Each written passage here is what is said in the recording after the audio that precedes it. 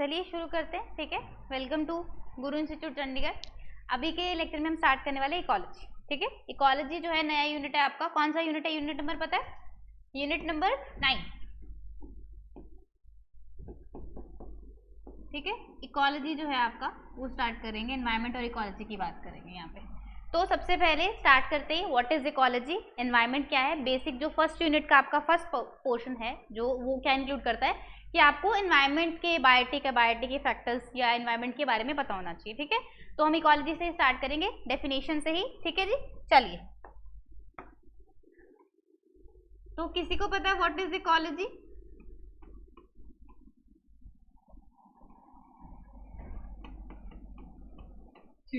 हाँ जी बोलिए।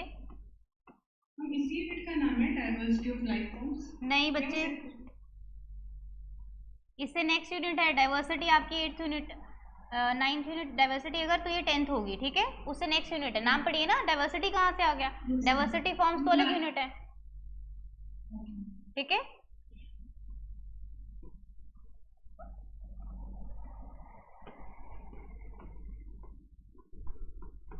देखो इकोलॉजी पे सबसे ज्यादा काम किसने किया है? हेकल ने। ठीक है, इवन जो टर्म है इकोलॉजी वो भी किसने दी थी? हेकल ने दी थी। तो हेकल ने क्या बताया था? उनके अकॉर्डिंग इकोलॉजी क्या है? ऑर्गेनिज्म और एनवायरनमेंट का आपस में जो इंटरैक्शन होता है, दैट इज इकोलॉजी। मतलब आप इसमें दोनों चीजें पढ़ोगे, ऑर्गेनिज्म के बारे में भी पढ़ोगे। ऑर्गेनिज्म क्या आपका मतलब? Living being.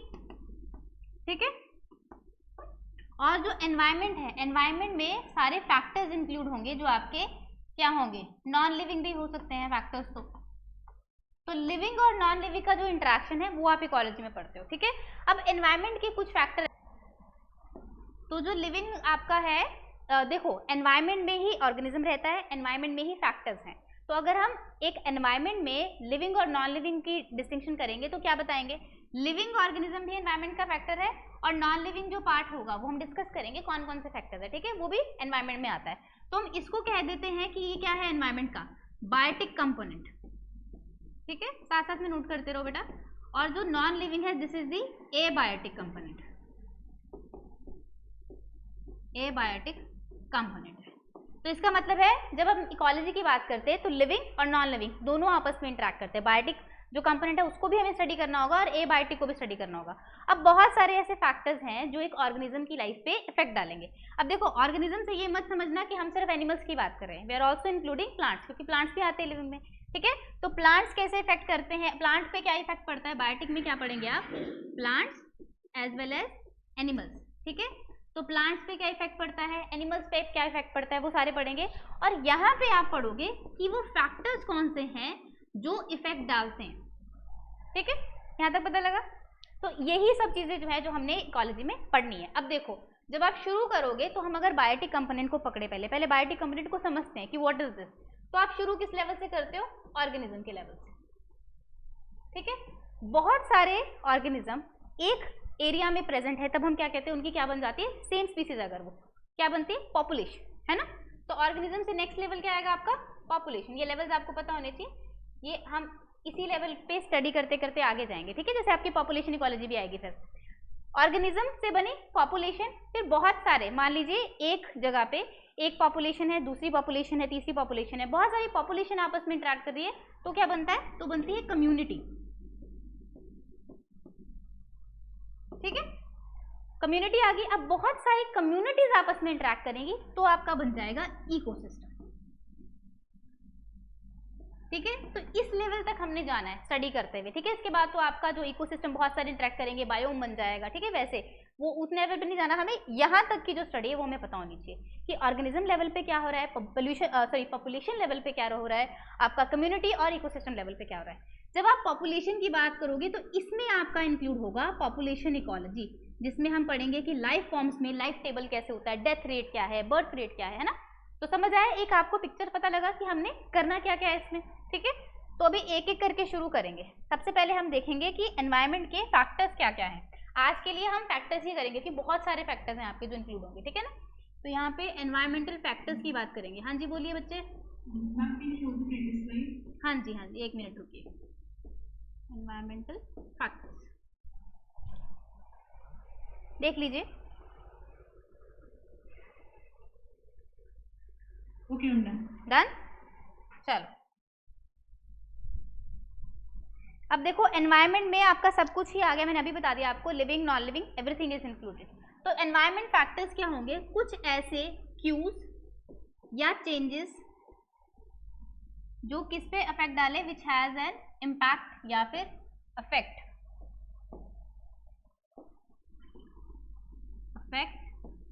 या फिर इम्पैक्ट ऑन द लिविंग। तो लिविंग पे उसका कुछ ना कुछ इफेक्ट जो रहेगा, लिविंग में प्लांट एनिमल दोनों ही आ जाते हैं, ठीक है।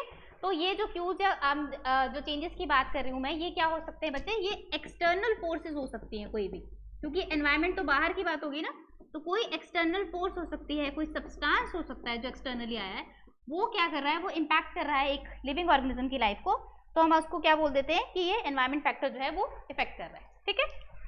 तो आप ऐसे कह सकते हो। अब देखो एक पर्टिकुलर ऑर्गेनिज्म के अराउंड जो एनवायरनमेंट होता है ना, उसको आप कहते हो एनवायरमेंटल कॉम्प्लेक्स।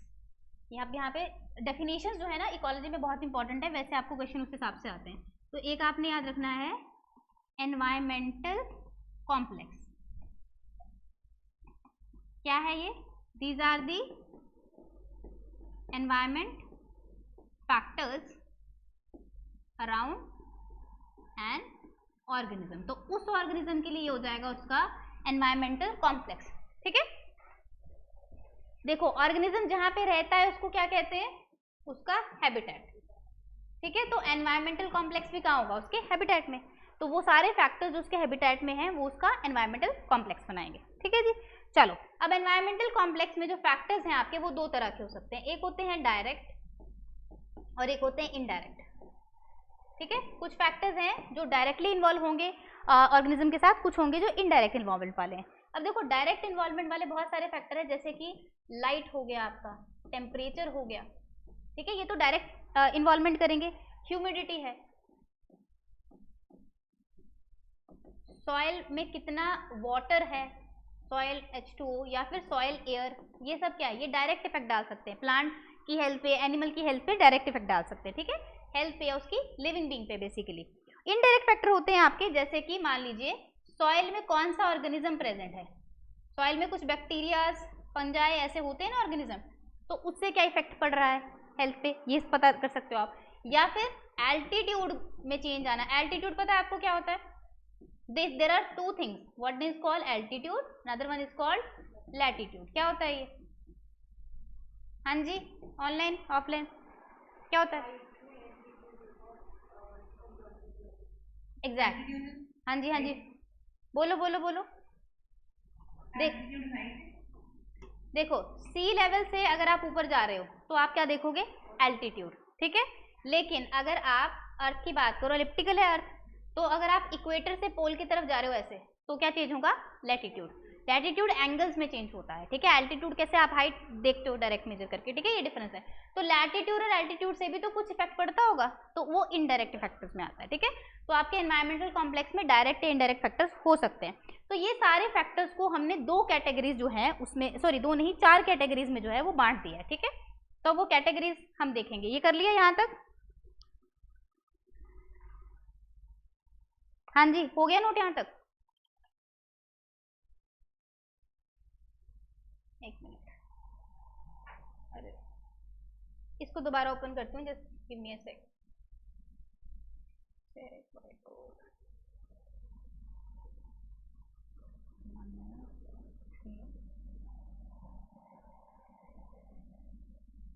चलो तो जो आपके एनवायरमेंटल फैक्टर्स हैं वो आपके हैं 4 कैटेगरीज की, ठीक है। तो 4 कैटेगरीज में डिवाइड है।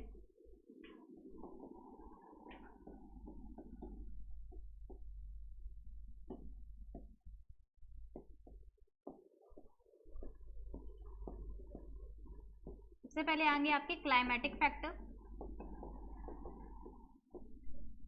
ठीक है, फिर आएंगे टोपोग्राफिक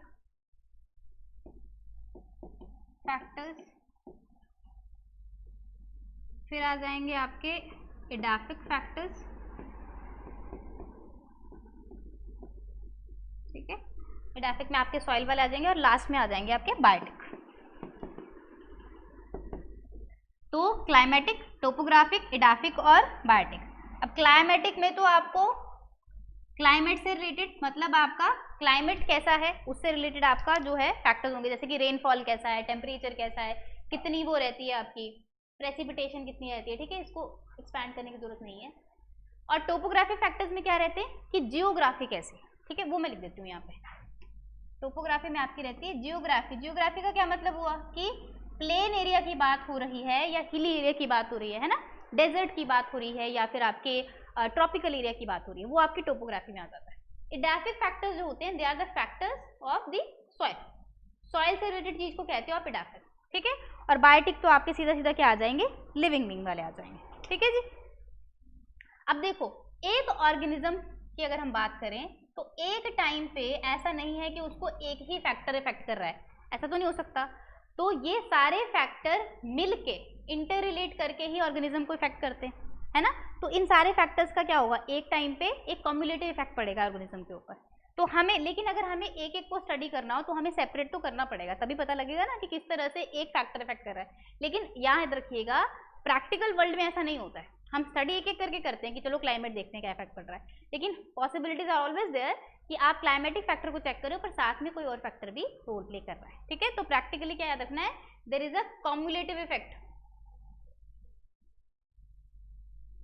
सारे फैक्टर्स जो हैं वो मिल के क्या करते हैं, एक ऑर्गेनिज्म पे काम करते हैं, ठीक है ना।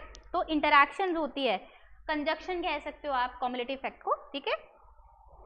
अब एक एक करके हमने जो है वो फैक्टर्स को डिस्कस करना है, यहाँ तक कर लिया। चलो तो यहाँ पे फर्स्ट आ जाएगा आपका क्लाइमेटिक फैक्टर।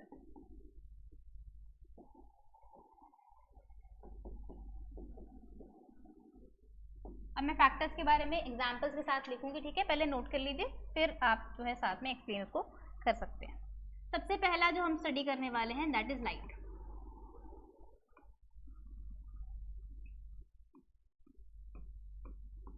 इनको ऐसे ही सब सेक्शन में लिखना है जैसे मैं यहाँ पे लिख रही हूँ, ठीक है ना।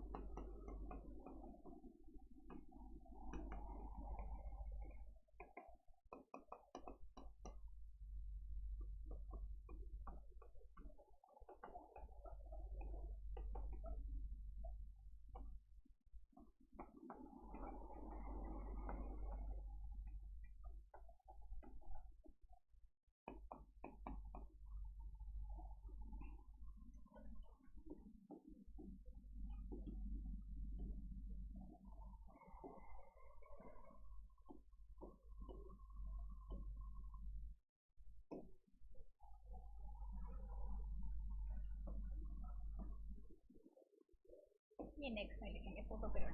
देखो अब यहाँ पे मैंने अभी पहले सिर्फ हम कौन सा फैक्टर डिस्कस करें, लाइट। लाइट का इफेक्ट हम बहुत सारी जगह पे देखेंगे, ठीक है। सबसे पहले हमने डिस्कस किया प्लांट पे। प्लांट पे क्या इफेक्ट रहता है, सबसे पहले क्लोरोफिल प्रोडक्शन। बहुत बार ऐसा देखा गया है कि जितनी ज्यादा आप प्लांट को लाइट दोगे उसमें क्लोरोफिल प्रोडक्शन उतना ज्यादा होता है, ठीक है। अब of course there are exceptions to this, लेकिन ऐसा होता है कि क्लोरोफिल प्रोडक्शन जो है वो बढ़ जाता है, क्योंकि आपको पता है जब हाई डेंसिटी लाइट देते हो तो क्या होता है, फोटोसिंथेसिस इंक्रीज हो जाता है, इसकी वजह से ही होता है वो। तो लाइट अगर अच्छी मिल रही है प्लांट को, अब ज्यादा की भी बात नहीं है, बात सिर्फ इतनी है कि आप प्रॉपर अगर लाइट दे रहे हो तो क्या होगा, तो प्लांट में फोटोसिंथेसिस बहुत अच्छी होगी। कौन सी दो लाइट्स में फोटोसिंथेसिस बेस्ट होती है पता है किसी को? हाँ जी, रेड और ब्लू लाइट, ठीक है। ये हम पढ़ेंगे फिजियोलॉजी में, प्लांट फिजियोलॉजी में। रेड और ब्लू लाइट का कॉम्बिनेशन जब भी आप देंगे तो बेस्ट फोटोसिंथेसिस आपको देखने को मिलेगी, ठीक है। फिर देखो हीटिंग एक्शन, आपको पता है, अब देखिए यहाँ पे भी जैसे रूम में लाइट है, लाइट की वजह से एक हीटिंग इफेक्ट भी बनता है, ठीक है। तो प्लांट में जो हीटिंग है उसकी वजह से क्या होगा, ये किससे रिलेटेड है, ट्रांसपिरेशन और स्टोमेटल ओपनिंग से भी, ठीक है। तो ये तीनों फैक्टर्स आपस में रिलेटेड है, जो तीनों इसके रिस्पॉन्स हैं। हीटिंग एक्शन ज्यादा होगा तो प्लांट में क्या होगा, ट्रांसपिरेशन ज्यादा होगी।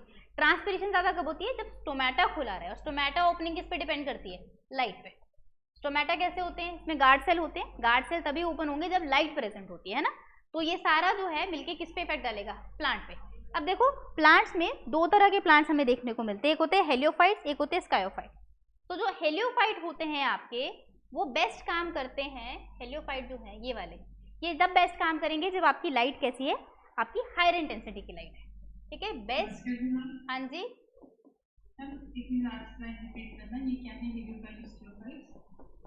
अभी तो बताया ही नहीं बच्चे।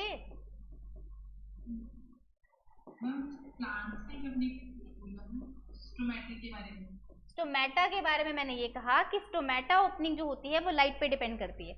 अगर लाइट ज्यादा होगी, लाइट जब होती है ना प्रेजेंट, तभी स्टोमेटा ओपन होते हैं, ठीक है।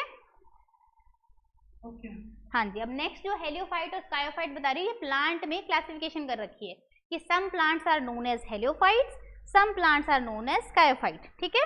वो कैसे है कि जो हेलियोफाइट होते हैं they grow best at the higher intensity of light, ठीक है। और स्कायोफाइट इसके ऑपोजिट कैसे होंगे, जब लो इंटेंसिटी की लाइट होगी तो सबसे अच्छी तरह से ग्रो करेंगे। तो थोड़ा दिमाग लगा के बताओ, हेलियोफाइट कहाँ पे प्रेजेंट हो सकते हैं, सोचो।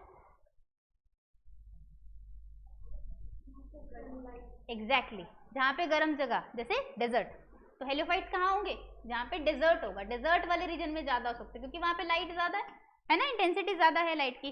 और ये कैसे रीजन पे होंगे, जहाँ पे टेम्परेट क्लाइमेट हो, जहाँ पे ज्यादा लाइट ना हो, टेम्परेट, ट्रॉपिकल, ये सब अगर नहीं भी पता है तो हम करेंगे इसको आगे भी, ठीक है। तो आप हेलियोफाइट्स के कुछ एग्जाम्पल लिख सकते हैं यहाँ पे, जैसे पाइन हो गए आपके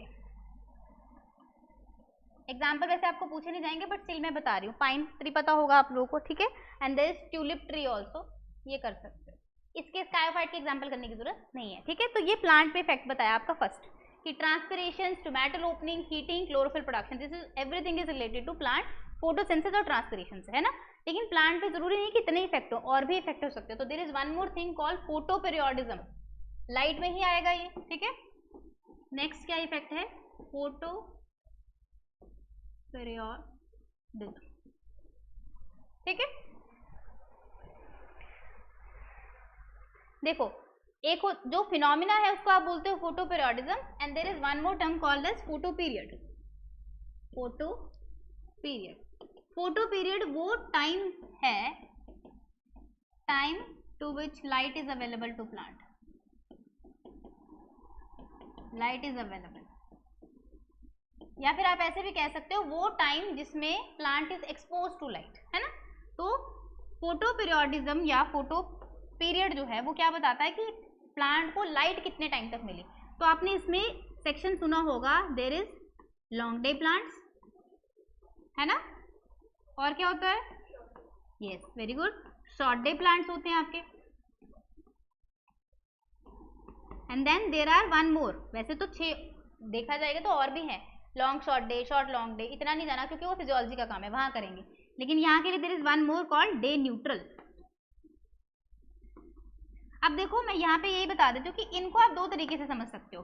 जो लॉन्ग डे प्लांट्स हैं इनका मतलब क्या है, लॉन्ग डे चाहिए इनको, और दूसरे तरीके से क्या समझ सकते हो, शॉर्ट नाइट, इजंट इट। तो शॉर्ट नाइट चाहिए ऐसे प्लांट्स को, ये फिजियोलॉजी का बड़ा कॉमन क्वेश्चन है, मैं यहाँ पे भी थोड़ा सा आपको बता देती हूँ। शॉर्ट डे प्लांट्स में कैसा चाहिए आपको, शॉर्ट डे, लेकिन साथ में इसका मतलब क्या है, लॉन्ग नाइट, ठीक है। डे न्यूट्रल प्लांट होते हैं इनडिफरेंट, इनडिफरेंट का मतलब होता है इसको कोई फर्क नहीं पड़ता, आप लाइट ज्यादा दो कम दो कोई मतलब नहीं है प्लांट को, ठीक है। इनके कुछ एग्जांपल्स हैं जो मैं यहाँ लिख देती हूँ, दोज आर इंपॉर्टेंट, वो आपको पता होने चाहिए, ठीक है। तो एग्जांपल देख लो एक बार। लॉन्ग डे प्लांट्स जो हैं उसका ब्रासिका क्रापा यहाँ लिखती हूँ, ठीक है, एक एक एग्जाम्पल मैं लिख देती हूँ। ब्रासिका क्रापा, मस्टर्ड जो फैमिली है उससे बिलोंग करता है ये आपका प्लांट, ठीक है, रापा है, ब्रासिका रापा, ठीक है। फिर आता है आपका शॉर्ट डे प्लांट, सॉर्गम भी ऐसे आपने सुना होगा, ठीक है। शॉर्ट डे प्लांट्स में आपका है कैनाबिस, और एक और होता है दतूरा, ये दोनों आपने सुने होंगे, ठीक है। ये आता है आपके शॉर्ट डे में, और डे न्यूट्रल में आता है आपको निकोटीन, निकोटीन पता है ना। तो यहाँ पे प्लांट का नाम है निकोटियाना टोबैकम, और एक मैं आपको ऐसे बताती हूँ जो कुकुम्बर होता है ना वो भी आपका क्या है, डे न्यूट्रल प्लांट, ठीक है। तो ये एक एक एग्जाम्पल है जो कॉमन से एग्जाम्पल है, मैंने आपको यहाँ बता दिए। तो फोटो पीरियोडिज्म का मतलब होता है कि कितनी लाइट मिल रही है प्लांट को और वो लाइट जो है क्या इफेक्ट डाल रही है, ठीक है। अब यहाँ से आपको एक चीज नहीं पता, कि ये लाइट कर क्या रही है प्लांट में, तो प्लांट में मेन चीज होती है फ्लावरिंग होना, ठीक है। तो फोटो पीरियोडिज्म का मतलब होता है कि इस लाइट का, लॉन्ग डे और शॉर्ट डे लाइट का प्लांट पे क्या इफेक्ट पड़ेगा, फ्लावरिंग, ठीक है। ये आप पढ़ोगे, इसका पूरा फिनोमिना जो होता है ना कि फ्लावरिंग किस तरह से इफेक्ट होती है, ये हम फिजियोलॉजी में करते हैं, पर यहाँ के लिए मैं बताती हूँ। सोचो, आपको एक्सपेरिमेंट्स में क्वेश्चन ऐसे आते हैं कि एक प्लांट है, आपको नहीं पता कि वो शॉर्ट डे या लॉन्ग डे है, आपको ऐसे बार्स दी जाएंगी, बार में बताया जाएगा कि यहाँ पे नाइट है, फिर आपका लंबी सी नाइट रख दी, ठीक है, फिर बाद में डे रख दिया, फिर नाइट रख दी छोटी सी, और फिर पूछा कि इस प्लांट में फ्लावरिंग हो रही है तो कौन सा प्लांट है ये, ऐसे क्वेश्चन आते हैं, ठीक है। तो आपने हमेशा याद रखना है कि अगर यहाँ से आपको कभी नहीं पता लगेगा, डे वाली लेंथ से नहीं पता लगता कि अगर आपका लॉन्ग डे है और शॉर्ट नाइट, तो लॉन्ग डे चाहिए, चाहे बीच में आप छोटी सी नाइट डाल दो, और फिर लॉन्ग डे है तो हमेशा फ्लावरिंग होगी, तो लॉन्ग डे प्लांट है। लेकिन आपको शॉर्ट डे में, अगर शॉर्ट डे में आपने थोड़ी सी भी आपकी क्या दे दी, लॉन्ग नाइट में थोड़ी सी भी लाइट प्रोवाइड कर दी, तो फिर से वो क्या होगा, फ्लावरिंग होगी कि नहीं होगी, ऐसे क्वेश्चन आते हैं। अभी अगर नहीं समझ आ रहा है कोई बात नहीं, but this is the type of question you get in physiology, ठीक है। फिलहाल के लिए आपको बस ये पता होना चाहिए कि लॉन्ग डे प्लांट्स क्या होते हैं, शॉर्ट डे प्लांट्स क्या होते हैं, डे से भी नाइट से भी, और इसका एग्जाम्पल क्या है, ठीक है। और ये क्या है, this is basically the effect, climatic factor का इफेक्ट दिखा रहा है ये, किसका, लाइट का। हाँ जी, समझ आ गया सबको यहाँ तक? मैम एक बार डे न्यूट्रल एक्सप्लेन करना। डे न्यूट्रल बच्चे वो होते हैं जो इनडिफरेंट है, इनडिफरेंट का मतलब होता है इनको फर्क नहीं पड़ता, आप ज्यादा लाइट दें कम लाइट दें, लाइट से कोई फर्क ही नहीं पड़ता इनको, ये अपने टाइम पे जब उन्होंने फ्लावरिंग करनी है तो करनी ही है, ठीक है, इनको लाइट से कोई फर्क नहीं पड़ता, इनडिफरेंट का मतलब ही यही होता है, ठीक है। तो ये होंगे प्लांट्स पे इफेक्ट। अब हम देखेंगे effect of light on animals, on animals, ठीक है। तो I write it down for you, बहुत सारे एग्जांपल्स भी हैं यहाँ पे, ठीक है, साथ साथ में लिख लीजिए। पहला है मेटाबॉलिज्म पे क्या इफेक्ट पड़ता है, फिर आपका आएगा रिप्रोडक्शन पे इफेक्ट क्या पड़ता है, ठीक है, then you have the development, फिर आई भी बता रखा है, देन देयर इज विजन, ठीक है, फिर है आपका, यही लिख देती हूँ, पिगमेंटेशन। एक बार मैं सारे नोट कर रही हूँ, ठीक है, आगे मूव कर रहे हैं।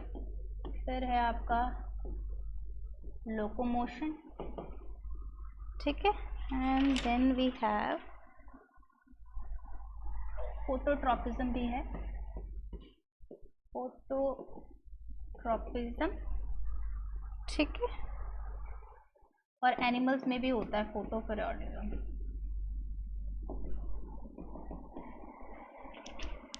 Yes, that's it.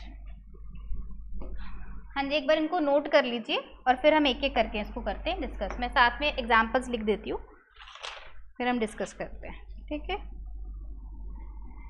मेटाबॉलिज्म जो है आपका,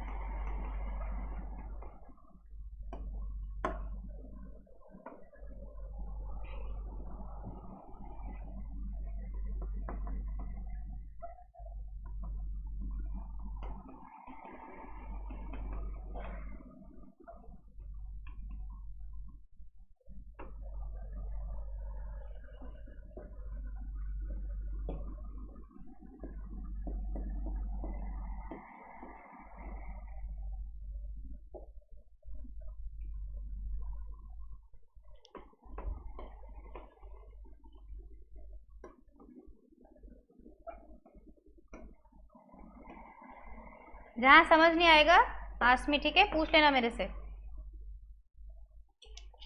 नाम जो मेटाबॉलिज्म में देखो वो एक लाइन में लिखना है या वो अलग अलग है? अभी ऐसे नोट कर लीजिए जैसे मैं लाइन में लिख रही हूँ, फिर मैं एक्सप्लेन करूंगी तो साथ साथ में और एडिशंस कर लीजिए, ठीक है ना।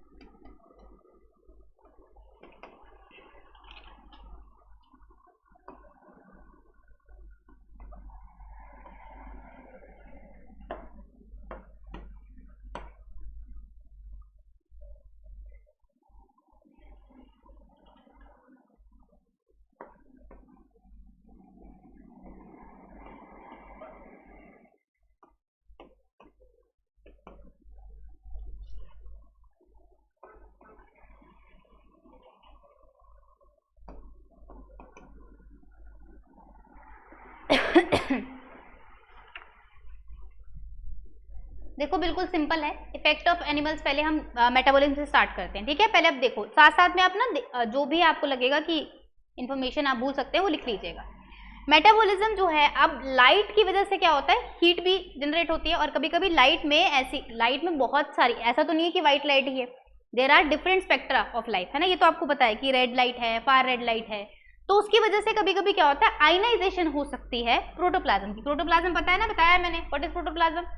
सेल का वो एरिया जिसमें सारा जो सेलुलर फंक्शन है वो चलता है। अगर आप बेसिकली एक सेल के अंदर का, जिसको आप साइटोप्लाज्म भी कहते हैं, ठीक है, मेम्ब्रेन हटा दे तो आपको क्या बचेगा साइटोप्लाज्म, इसको प्रोटोप्लाज्म कहते हैं। प्रोटोप्लाज्म टर्म कहाँ से निकाली थी, बेसिकली प्लांट सेल लिया था। प्लांट सेल में क्यों क्या होता है, सेल वॉल भी होती है, तो प्लांट सेल में अगर सेल वॉल निकाल दो तो जो बच गया वो प्रोटोप्लाज्म है ना। तो प्रोटोप्लाज्म की अगर आयनाइजेशन, मतलब उनमें आयन बनने शुरू हो जाएंगे, तो वो आयन जो है हमने एंजाइम्स में पढ़ा है बायोकेमिस्ट्री में कि एंजाइम को आयंस की जरूरत पड़ती है काम करने के लिए, है ना। तो वो आयंस क्या करेंगे, मेटाबॉलिज्म को फास्ट करेंगे, क्योंकि एंजाइम को एक्टिवेट करना शुरू कर देंगे, ठीक है। तो लाइट ज्यादा दोगे तो मेटाबॉलिज्म फास्ट हो जाएगा, ये समझ आ गया। दूसरा है रिप्रोडक्शन। अब देखो कुछ एनिमल्स ऐसे होते हैं जिनमें ब्रीडिंग साइकिल डिपेंड करता है कि कितनी लाइट मिल रही है। जैसे प्लांट्स में फ्लावरिंग डिपेंड हो रही थी, अब फ्लावरिंग भी एक काइंड ऑफ क्या है, रिप्रोडक्शन है। वैसे एनिमल्स में रिप्रोडक्शन जो है वो उसको हैंडल करती है। तो यहाँ पे long day, short day, excuse me, या फिर इंडिफरेंट। लॉन्ग डे का मतलब बहुत ज़्यादा लाइट जब मिल रही है, तब टर्की और स्टारलिंग बर्ड्स है ना, टर्की बर्ड है, तो इनमें तब आपका क्या होता है, ब्रीडिंग सीजन शुरू हो जाता है, अगर एक्सक्यूज मी समर टाइम में जब बहुत ज़्यादा क्या है लाइट मिल रही है। और शॉर्ट डे के लिए आपका शीप है, गोट है, तो ये क्या करते हैं, जब कम लाइट होगी, बिल्कुल छोटे छोटे दिन है, मतलब ज़्यादा टाइम के लिए इनको लाइट नहीं मिल रही, तब ये ब्रीडिंग सीजन ना स्टार्ट करते हैं। तो विंटर टाइम में आ गया इनके बाद। उसके बाद कुछ होते हैं जिनको कोई फर्क नहीं पड़ता, हम भी उसमें से ही हैं, हमें लाइट से कोई फर्क नहीं पड़ता, ठीक है। स्क्वेल्स भी उसमें से होते हैं, जो ग्राउंड स्क्वेल्स होते हैं ना, उनको भी लाइट से कोई लेना देना नहीं, उनका अपना ब्रीडिंग सीजन अलग से चलता है, ठीक है। इसके बाद आते हैं डेवलपमेंट पे। अब देखो डेवलपमेंट में अगर हम लोअर ऑर्गेनिज्म पे देखें, इवन हायर ऑर्गेनिज्म में भी अगर हम जाएं, तो sometimes there is formation of larva. क्या होता है लार्वा, क्या होता है लार्वा, हाँ जी क्या होता है लार्वा, ऑनलाइन जो कर रहे हैं।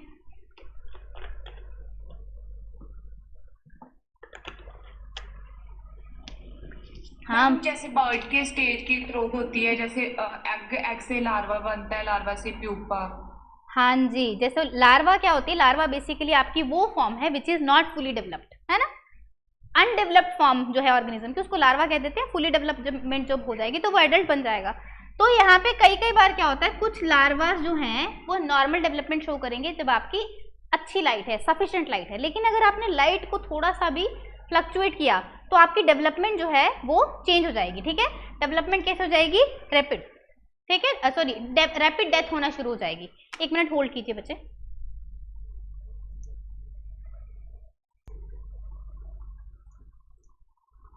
हाँ जी कहाँ थे हम, तो डेवलपमेंट की बात कर रहे थे। तो वो लार्वा, अगर आप नॉर्मल इंटेंसिटी की लाइट दोगे तो वो लार्वा नॉर्मल डेवलप करेगा, लेकिन अगर आपने लाइट चेंज कर दी या इनसफिशिएंट लाइट दी तो वो लार्वा डेथ होनी शुरू हो जाती है। इसमें एग्जांपल है आपका सैल्मन का, ठीक है, सैल्मन फिश है। इसमें अगर लार्वा बनेगा तो क्या होगा आपका, कि वो लार्वा नॉर्मल लाइट में तो अच्छे से डिवाइड कर रहा है, अच्छे से डेवलप कर रहा है, बन जाएगी फिश, लेकिन अगर आपने इनसफिशिएंट दी तो उसकी डेथ होनी शुरू हो जाती है, ठीक है। There is one more example, मिस्टिस, ठीक है, if I am not wrong, Mytilus, not मिस्टिस, मिटिलस। यहाँ पे एक और एग्जाम्पल लिख सकते हो आप लोग, मिटिलस, ठीक है। मिटिलस में भी क्या होता है, इसका भी जो लार्वा है, अर्लियर स्टेज पे जो लार्वा है वो तब ज्यादा ग्रो करता है जब डार्क कंडीशन हो।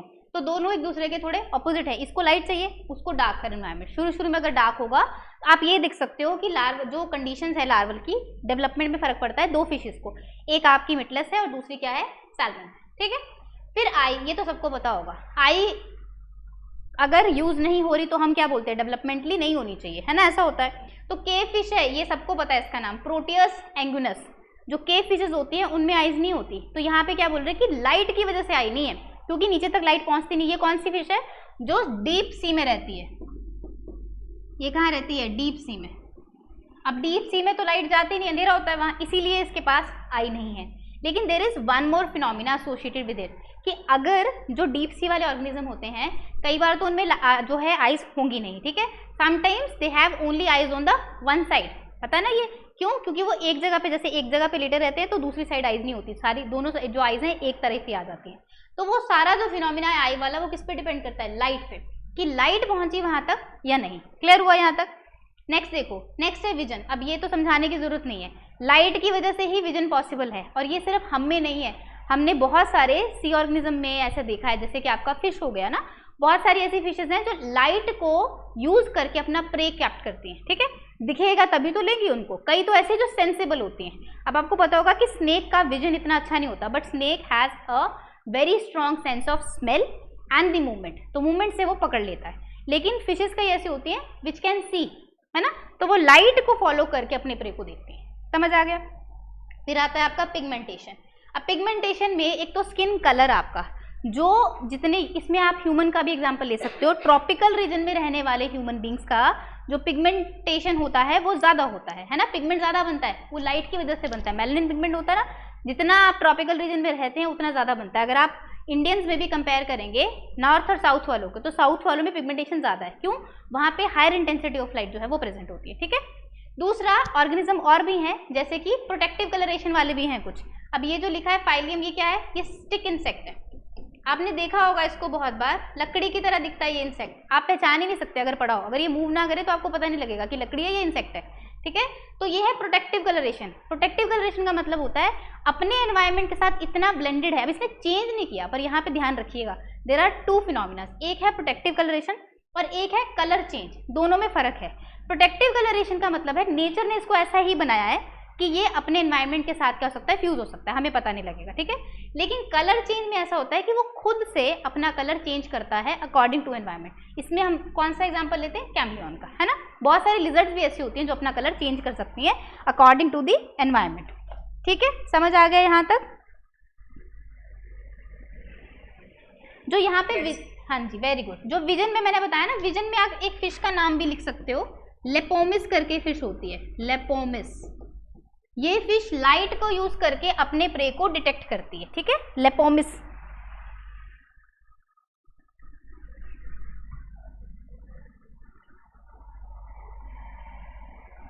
चलो डन, नेक्स्ट करते हैं। नेक्स्ट आते हैं, हाँ जी बच्चे। कैमोफ्लेज होता है वो सिर्फ कलर चेंज में होगा, हाँ, होगा। जो कैमोफ्लेज है दैट इज मिक्स। कैमोफ्लेज में क्या होता है, बेसिकली कलर चेंज जो है दैट इज कैमोफ्लेजिंग द एनवायरनमेंट। वो कलर चेंज ऐसा होता है कि अपने एनवायरनमेंट को देखो, कैमोफ्लेज कैमलियन में भी है और कैमोफ्लेज स्टिक इंसेक्ट में भी है। कैमोफ्लेजिंग इज अ फिनोमिना, ठीक है। और यहाँ पे कलर चेंजिंग जो है वो ऑर्गेनिज्म हो सकता है, प्रोटेक्टिव कलरेशन वाला ऑर्गेनिज्म हो सकता है। देयर इज ऑल्सो बटरफ्लाई, ठीक है, मुझे नाम बोल रहा है, वो बटरफ्लाई भी ऐसी होती है जो अपने एनवायरनमेंट के साथ बिल्कुल फ्यूज कर जाती है। कई मॉथ्स होती हैं जिनको आप डिटेक्ट नहीं कर पाते रात में, है ना, वो भी अपने एनवायरनमेंट के साथ फ्यूज हैं, पर वो चेंज नहीं कर रही, नेचर नहीं ऐसा बनाया उनको, ठीक है। इसमें काफी कॉमन एग्जांपल है जो आप एवोल्यूशन में पढ़ते हैं, बिस्टन बैटोलेरिया और बिस्टन कार्बोलेरिया वाला, पता है आप लोगों को। जब हम इंडस्ट्रियल मैनरिज्म पढ़ेंगे ना तब आपको समझ आएगा, ठीक है। अभी के लिए इतना ही। ये समझ आ गया यहाँ तक, हाँ जी, करें आगे। चलो आई एम मूविंग फर्दर। अब लोकोमोशन जो है इनके मैं एग्जांपल्स लिख देती हूँ, ठीक है, देन विल डिस्कस। चलो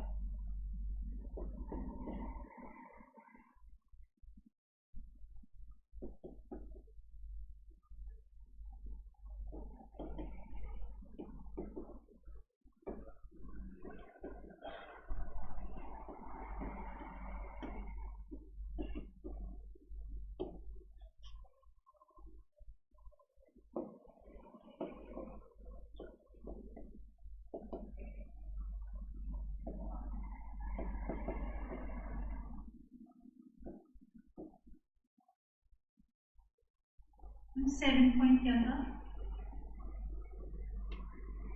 ये है बच्चे पिगमेंटेशन।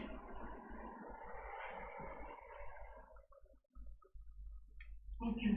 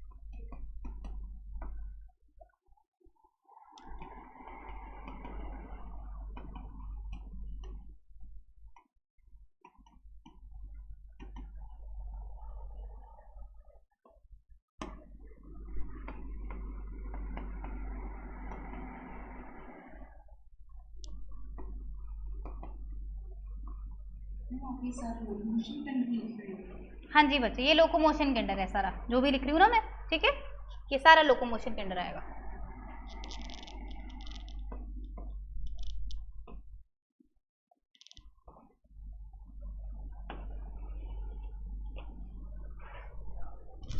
ये मैं मिटा ही देती हूँ ताकि आपको वो ना हो।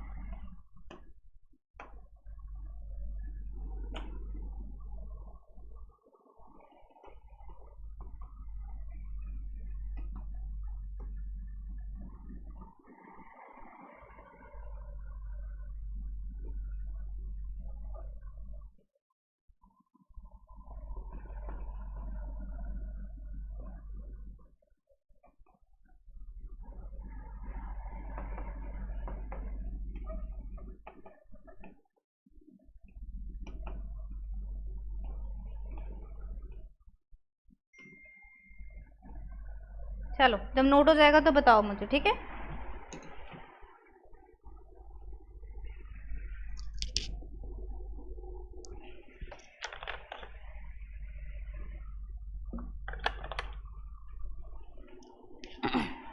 देखो एक बार लोकोमोशन वाला लिख लिया होगा ना, तो एक बार इसको डिस्कस कर लेते हैं। देखो लोकोमोशन में क्या है, लोकोमोशन क्या होती है, मूवमेंट बेसिकली, है ना।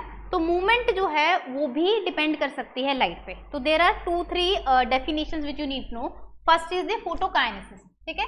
फोटोकाइनेसिस का मतलब होता है स्पीड को रेगुलेट करती है लाइट। अगर लाइट की इंटेंसिटी बढ़ाओगे तो स्पीड भी बढ़ जाएगी, ठीक है, या कम हो जाएगी। यहाँ पे ब्लाइंड लार्वा है किसके, मसल क्रैब के। मसल क्रैब के जो लार्वा होते हैं उनका विजन नहीं है, तो दे आर ब्लाइंड। तो इसका मतलब है वो देख के तो नहीं कर रहे कुछ भी, लेकिन जैसे ही आप इसको हाई इंटेंसिटी की लाइट दोगे तो ये फास्ट मूव करना पड़ेगा, लगने फास्ट मूव करना शुरू कर देगा। What is this? This is photokinesis कि मूवमेंट जो है या स्पीड जो है मूवमेंट की वो किस पे डिपेंड कर रही है, लाइट इंटेंसिटी पे। दूसरी चीज है light play a role in the orientation of locomotion. Orientation का मतलब किस तरफ जाएगा ऑर्गेनिज्म, कि लाइट अगर आपने यहाँ रखी तो ऑर्गेनिज्म उसके पास जा रहा है या उससे अवे जा रहा है, इसको बोलोगे फोटोटैक्सिस, ठीक है। ओरिएंटेशन समझ आया। फोटोटैक्सिस क्या है, किसकी तरफ जाना। फोटोटैक्सिस जो है, अगर कोई ऑर्गेनिज्म जो है मूव कर रहा है उस रिस्पॉन्स में, फिनोमिना फोटोटैक्सिस हो गया, उस मूवमेंट को क्या बोलोगे, फोटोटैक्टिक मूवमेंट, ठीक है। मूवमेंट को क्या कहेंगे, फोटोटैक्टिक। अब फोटोटैक्टिक मूवमेंट दो तरह की हो सकती हैं, पॉजिटिव या नेगेटिव। पॉजिटिव का मतलब हुआ जहां आपने लाइट रखी ऑर्गेनिज्म उसकी तरफ मूव कर रहा है, ठीक है। एग्जांपल यूग्लिना, ठीक है। अगर आप नेगेटिव की बात करो तो जहां आपने लाइट रखी है ऑर्गेनिज्म उससे अवे मूव करेगा। होता है ना, ऐसे रात को जब आप लाइट चलाते हो और बाहर अंधेरा है तो कुछ बग्स लाइट की तरफ आते हैं, कुछ भाग जाते हैं, तो कई टुवर्ड्स दी लाइट आ रहे हैं, कई नहीं आ रहे, ठीक है। तो ये वही है बस, नेगेटिव और पॉजिटिव फोटोटैक्टिक मूवमेंट। नेगेटिव होती है अर्थवॉर्म और स्लग में, ठीक है, बिल्कुल कॉमन से एग्जांपल मैंने लिख रखे हैं। नेक्स्ट आपका है फोटोट्रॉपिज्म। इसमें ना सब में फर्क आपको पता होना चाहिए, अब 2-3 बार इनको पढ़ोगे तभी आपको डिफरेंस समझ आएगा, ठीक है। क्योंकि आपको कॉलेज में जब क्वेश्चन आते हैं कई बार स्टेटमेंट में ये लिखा जाएगा तो आपको फिर समझ नहीं आएगा अगर डिफरेंस पता नहीं है, ठीक है। अब देखो, फोटोट्रॉपिज्म का मतलब होता है only a part of the body shows movement in response to light. पूरी बॉडी नहीं मूव कर रही, ठीक है, only a part of the body is moving. For example coelenterate अगर आपने पढ़े हो तो वहां पे पॉलिप और मेड्यूसा बनता है, तो पॉलिप की मूवमेंट, अब पूरा सिलेंट्रेट तो नहीं जा रहा, सिर्फ पॉलिप की मूवमेंट हो रही है टुवर्ड्स द लाइट, तो वो क्या हो जाएगी आपकी फोटोट्रॉपिज्म, ठीक है। दूसरा ट्यूबिकुलस वर्म, जो ट्यूब वाले वर्म होते हैं वो भी मूव करते हैं लाइट के रिस्पॉन्स में, लेकिन उनके बॉडी का कोई पार्ट मूव करता है। एक और है फोटोट्रॉपिज्म, आपने एक और जगह पढ़ा होगा, अगर आपने प्लांट पढ़े हैं 11th-12th क्लास में, तो ऑक्सिन जो होते हैं वो भी करवाते हैं ना फोटोट्रॉपिक मूवमेंट। तो क्या होता है, सिर्फ कॉलियोप्टाइल की टिप मूव करती है, पूरा प्लांट नहीं मूव करता। तो सिर्फ जब एक part of the body move करता है तो उसको कहते हैं फोटोट्रॉपिज्म। जियोट्रॉपिज्म भी हो सकता है। जियोट्रॉपिज्म क्या होगा कि ग्रेविटी की तरफ मूव करे लेकिन सिर्फ the part, but part plant में रूट्स मूव करती है ना ग्रेविटी की तरफ, तो ये इस तरह से करते हैं। नेक्स्ट आपका आता है फोटो पीरियोडिज्म। और फिर ये वही है कि डे लेंथ पे डिपेंड करेगा कि डे में कितनी लाइट मिल रही है, उस पर डिपेंड करेगा। अब यहाँ पे एक बड़ा अच्छा एग्जांपल है, कैटफिशेस में कुछ स्पीसीज हैं, सारी कैटफिशेस नहीं, but there are some species जो लॉन्गर डे लेंथ पे क्या करती हैं, अर्ली मेच्योर हो जाती हैं, ठीक है। अगर आप ज़्यादा लंबी डे लेंथ दोगे तो वो जल्दी मेच्योर हो जाएंगी, ठीक है। तो इनको ये टैक्टिक हम यूज़ करते हैं जब हम पिसी कल्चर करते हैं, तो हमने जब फिश को कल्चर किया, अगर हमें जल्दी उसको मेच्योर करना है तो लाइट ज़्यादा दो, है ना। दूसरा माइग्रेशन ऑफ बर्ड्स। अब आपको पता है कि विंटर और समर माइग्रेशन होती है ना बर्ड्स की, तो बर्ड्स सेंस करती हैं कि अब दिन लंबे हो गए, है ना, समर आ गया, तो नॉर्थ की तरफ चलो, नॉर्थ की तरफ मूव करेगी, क्योंकि वहाँ पे साउथ में क्या हो जाएगी, गर्मी, और जब दिन छोटे होने लगेंगे तो वो वापस साउथ की तरफ चले जाएंगी, ठीक है। तो वो भी सेंस करती हैं लाइट को। तो बर्ड माइग्रेशन और आपका ये जो maturity in case of catfishes, these are example of photo periodism, ठीक है जी। समझ आ गया, यहाँ तक सबको क्लियर है। हाँ, जो ऑनलाइन कर रहे हैं कोई क्वेश्चन तो नहीं है बच्चे यहाँ तक?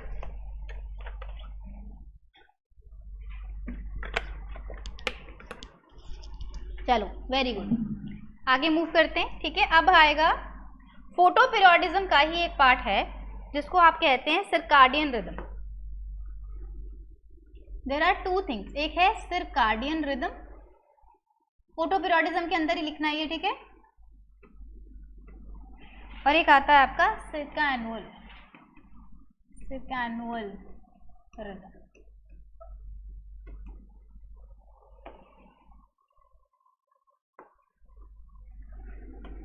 This is the daily response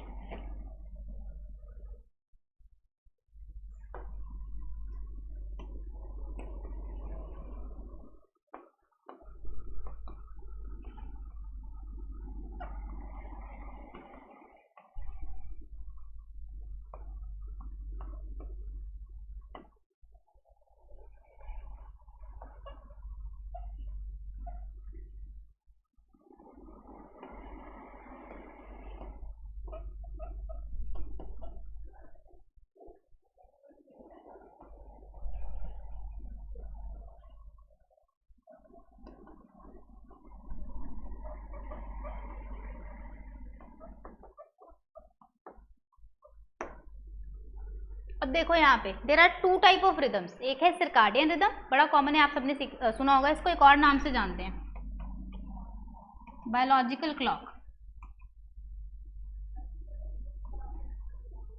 और एक होता है सर्कैनुअल रिदम। ठीक है, सर्काडियन रिदम जो होता है ये आपका डेली रिस्पॉन्स होता है लाइट के लिए। ठीक है, हमारी बॉडी में देर इज एन आप कह सकते हो इमेजिनरी क्लॉक, तो उसको पता लग जाता है कि अभी दिन है अभी रात है। सबसे कॉमन जो इसका प्रूफ है वो मिलता है जेट लैग से। What is jet lag? कि जब आप एक कॉन्टिनेंट से दूसरे कॉन्टिनेंट में आपने एयर ट्रैवल किया तो उसकी वजह से क्या हुआ, सन की पोजीशन जो है और अर्थ की पोजीशन है उसमें फर्क आया, तो आपका हो सकता है कि आपने यहाँ से दिन में निकले और आप दिन में ही पहुंच गए वहाँ, है ना, लेकिन आपका टाइम लैग लगा। वो टाइम लैग आपकी बॉडी को पता लग जाता है, तो उसको बोलते हैं जेट लैग। ठीक है, तो आपको फील होगा कि नहीं अभी रात होनी चाहिए, मुझे सोना चाहिए, तो वो जेट लैग जो है वो सर्काडियन रिदम की वजह से ही होता है। सर्काडियन रिदम जो है डिस्टर्ब हो जाता है जब आप एयर ट्रैवल करते हैं दूसरे कॉन्टिनेंट में। ठीक है, सर्काडियन रिदम की आपको एक चीज याद रखनी है कि दिस इज इनेट, सबसे जो क्या कह सकते हो आप इंपॉर्टेंट पॉइंट है इसका, that is innateness. What is innate? क्या होता है इनेट बिहेवियर? एनीवन? इनेट चीज क्या होती है भाई? एग्जैक्टली, ऑलरेडी पता हो, किसी ने आपको सिखाई नहीं है ना, जो ऐसा बिहेवियर है जो आपके अंदर है ही है। एग्जाम्पल, अगर एक प्यूपा है, प्यूपा पता है ना क्या होता है? क्या होता है प्यूपा? जैसे आपका कोई भी कुकून है उसके अराउंड जब शेल बन जाती है जैसे, तो प्यूपा ने हैच होके मान लो आपका यहाँ से कोई लार्वे के बाद जैसे प्यूपा बनता है, हम ऐसे सोच लेते हैं कि एग ने हैच होके क्या निकालना है बाहर, लार्वा। तो एग की हैचिंग जो है वो ऑलरेडी पता है कि एग ने हैच होना ही होना है, उसके लिए किसी स्टिमुलस की जरूरत नहीं है, ना ही उसके लिए उसको सिखाने की जरूरत है कि तुझे हैच होके बाहर निकलना है। This is innate. There is one very common experiment done for the innate behaviour, ये भी आप पढ़ोगे जब बिहेवियर वाला पार्ट शुरू करेंगे। तो उसमें होता है कि डकलिंग्स क्या होते हैं, डक के बच्चे, अगर डकलिंग जब पैदा, जैसे ही उसने हैच किया एग से, उसके सामने अगर आप एक प्लास्टिक की डक रख दो तो वो उसको ही अपनी मदर मान लेता है। ठीक है, तो वो इननेट बिहेवियर है उसका कि जिसको वो फर्स्ट टाइम देखेगा दैट इज मदर। ठीक है, तो इननेट है आपका सर्काडियन रिदम, किसी ने नहीं सिखाया आपको, लेकिन आपकी बॉडी ने खुद ये डेवलप किया है, अपने आप ही डेवलप हुआ है। ठीक है, तो दूसरा होता है सर्कैनुअल रिदम, नाम में ही लिखा है, एनुअली रिपीट होने वाला रिदम। तो ऐसा देखा गया है कि कुछ ग्राउंड स्क्वैल्स, लक्स, बर्ड्स, इनमें कुछ बिहेवियर पैटर्न्स देखे गए हैं जो ये एनुअल रिपीट करते हैं। जैसे जो स्क्वैल्स का अगर मैं आपको एग्जांपल बताऊं तो ये नट्स को लेकर इनका कुछ बिहेवियर होता है जो ईयरली बेसिस पे ये रिपीट करते हैं। ठीक है, और कोई सिखा नहीं रहा, they know it by themself. ठीक है, तो दो तरह के रिदम जो है आपके फोटो पीरियोडिज्म में आ जाते हैं। ठीक है, समझ आ गया यहाँ तक सबको? Yes ma'am. चलो, तो ये लाइट वाला आपका जो है कवर हो गया। अब एक बार के लिए मैं आपको इसका रिवीजन दे देती हूँ कि लाइट में क्या क्या है, ताकि आप अपने नोट्स में एक बार देख लो। ठीक है, क्लाइमेटिक फैक्टर्स, देखो हम कर क्या रहे हैं, एनवायरमेंट फैक्टर्स। हमने पहले एनवायरमेंट के बारे में पढ़ा, फिर मैंने आपको बताया कि ऑर्गेनिज्म, पॉपुलेशन, वो सब क्या है। ठीक है, कम्युनिटी लेवल तक हम इकोसिस्टम लेवल तक गए, और अब मैं आपको बता रही हूँ कि एनवायरमेंट में जो एबायोटिक चीजें हैं, एनवायरमेंट फैक्टर्स हैं, वो 4 तरह के हैं। 4 में से पहला आपका क्लाइमेटिक फैक्टर है, दूसरा टोपोग्राफिक है, तीसरा एडाफिक और चौथा बायोटिक।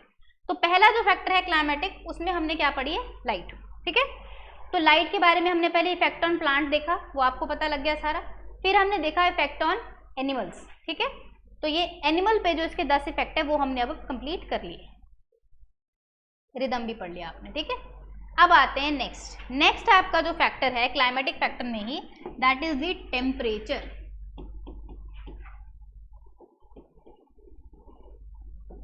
ठीक है, नेक्स्ट हमने टेम्परेचर करना है। रुकिए 1 मिनट,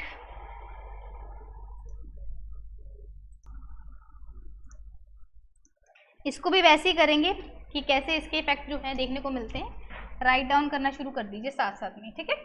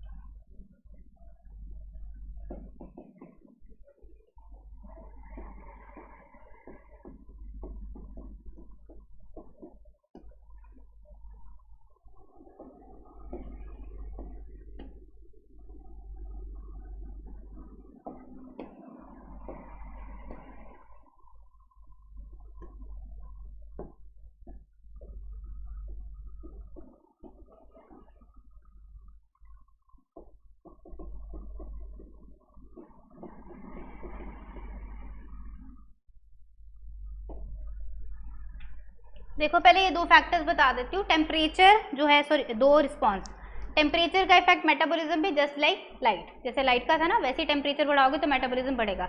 बट याद रखना अगर आपने एक रेंज से ऊपर टेम्परेचर बढ़ा दिया तो मेटाबॉलिज्म पे नेगेटिव इफेक्ट भी पड़ सकता है। रीजन है एंजाइम्स। मेटाबॉलिज्म को कंट्रोल करना किसने? एंजाइम ने। एक एंजाइम के काम करने की एक रेंज होती है, अगर उस रेंज से बाहर आप टेम्परेचर ले जाओगे तो वो एंजाइम क्या करेगा? डीनेचुरेट कर जाएगा। अब मेटाबॉलिज्म पे उल्टा इफेक्ट पड़ेगा, मेटाबॉलिज्म चलने की बजाय रुक जाएगा। ठीक है, तो आपको एक रेंज में रखोगे अगर टेम्परेचर को, up to some limit it will increase the metabolism. ठीक है, दूसरा है इफेक्ट ऑन द रिप्रोडक्शन। और रिप्रोडक्शन में यहाँ पे जो आपको याद रखनी है चीज वो ये है थर्मोपीरियोडिज्म। थर्मोपीरियोडिज्म होता है फ्लावर में, इसका मतलब है वही चीज। देखो हमने फोटोपीरियोडिज्म जैसे पढ़ा था ना कि आपका डे लेंथ जो है उस पर डिपेंड कर रहा है कि फ्लावरिंग होगी कि नहीं होगी।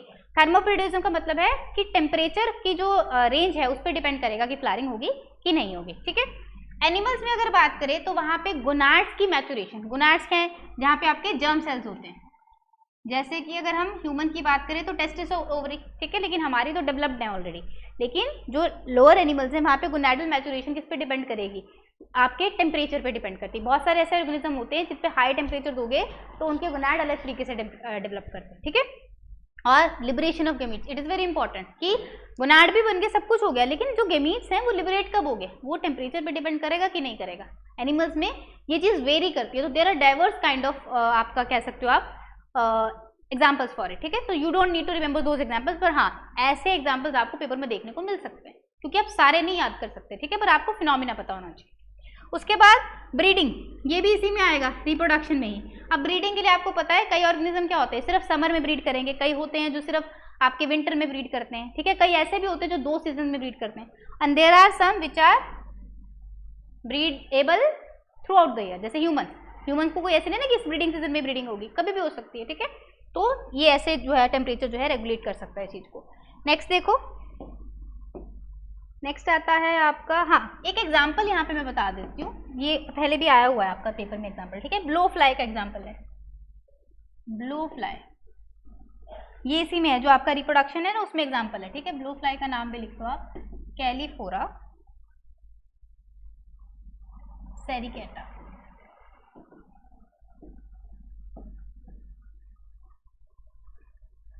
सेरिकेट आई गेस, हाँ।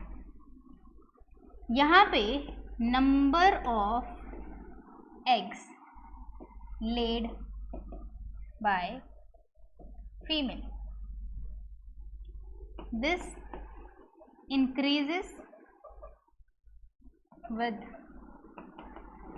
increase in temperature up to 32.5 degree Celsius. इसके ज़्यादा इंक्रीज करोगे तो चला जाएगा नीचे। देखो अभी मैंने बताया ना कि गेमीट लिबरेशन भी डिपेंड करती है टेम्परेचर पे। तो ये जो आपकी है ब्लो फ्लाई कैलिफोरा सेरिकेट, इसमें क्या होता है कि अगर आप टेम्परेचर को इंक्रीज करोगे अप टू 32.5 डिग्री सेल्सियस, तब तो क्या होगा, इसका जो प्रोडक्शन है गेमीट का वो इंक्रीज कर जाएगा। लेकिन अगर आप इससे ऊपर ले गए टेम्परेचर को तो फिर वो डिक्रीज होना शुरू हो जाएगा। ठीक है, तो इस तरह से आप ये एग्जाम्पल इसमें याद रख सकते हैं। ठीक है, अब देखो रिप्रोडक्शन में एक और चीज लिखो, फेकंडिटी। ये हम चीजें बहुत अच्छे से पढ़ेंगे जब हम पढ़ेंगे इकोलॉजी का पार्ट पॉपुलेशन। फेकंडिटी का मतलब होता है capacity to reproduce, capacity to reproduce. ठीक है, रिप्रोडक्शन की कैपेसिटी की कितनी फेकंडिटी, मतलब कितना ऑर्गेनिज्म जो है पर ऑर्गेनिज्म कितने ऑफस्प्रिंग पैदा हो रहे हैं उसको बोलते हो आप फेकंडिटी। ये भी टेम्परेचर डिपेंडेंट हो सकती है। ठीक है, रिप्रोडक्शन कैपेसिटी को भी टेम्परेचर कर सकता है। Example grass hoppers. तो ये अगर आप इसको रखोगे कितनी रेंज पे, मोर देन 32 डिग्री सेल्सियस पे, they produce 20 to 30 times reproduce.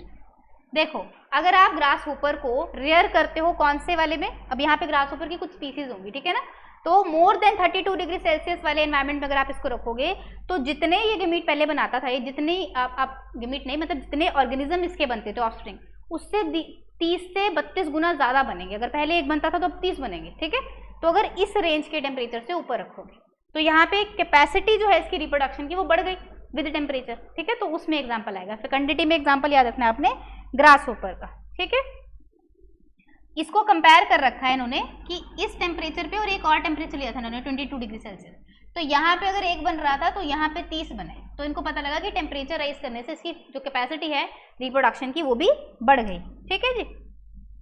चलो ये रिप्रोडक्शन वाला पार्ट हो गया। रिप्रोडक्शन वाला कौन सा लिखा था आपने, थर्ड था, सेकंड था, अब नेक्स्ट लिखो। नेक्स्ट है आपका effect on growth and development.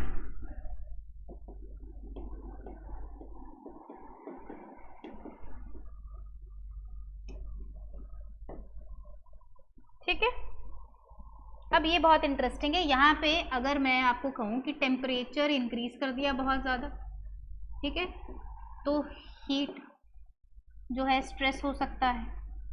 अगर टेम्परेचर बहुत डिक्रीज कर दिया तो कोल्ड स्ट्रेस हो सकता है। कोल्ड स्ट्रेस में आपको इंजरी हो सकती है। एक इंजरी होती है आपकी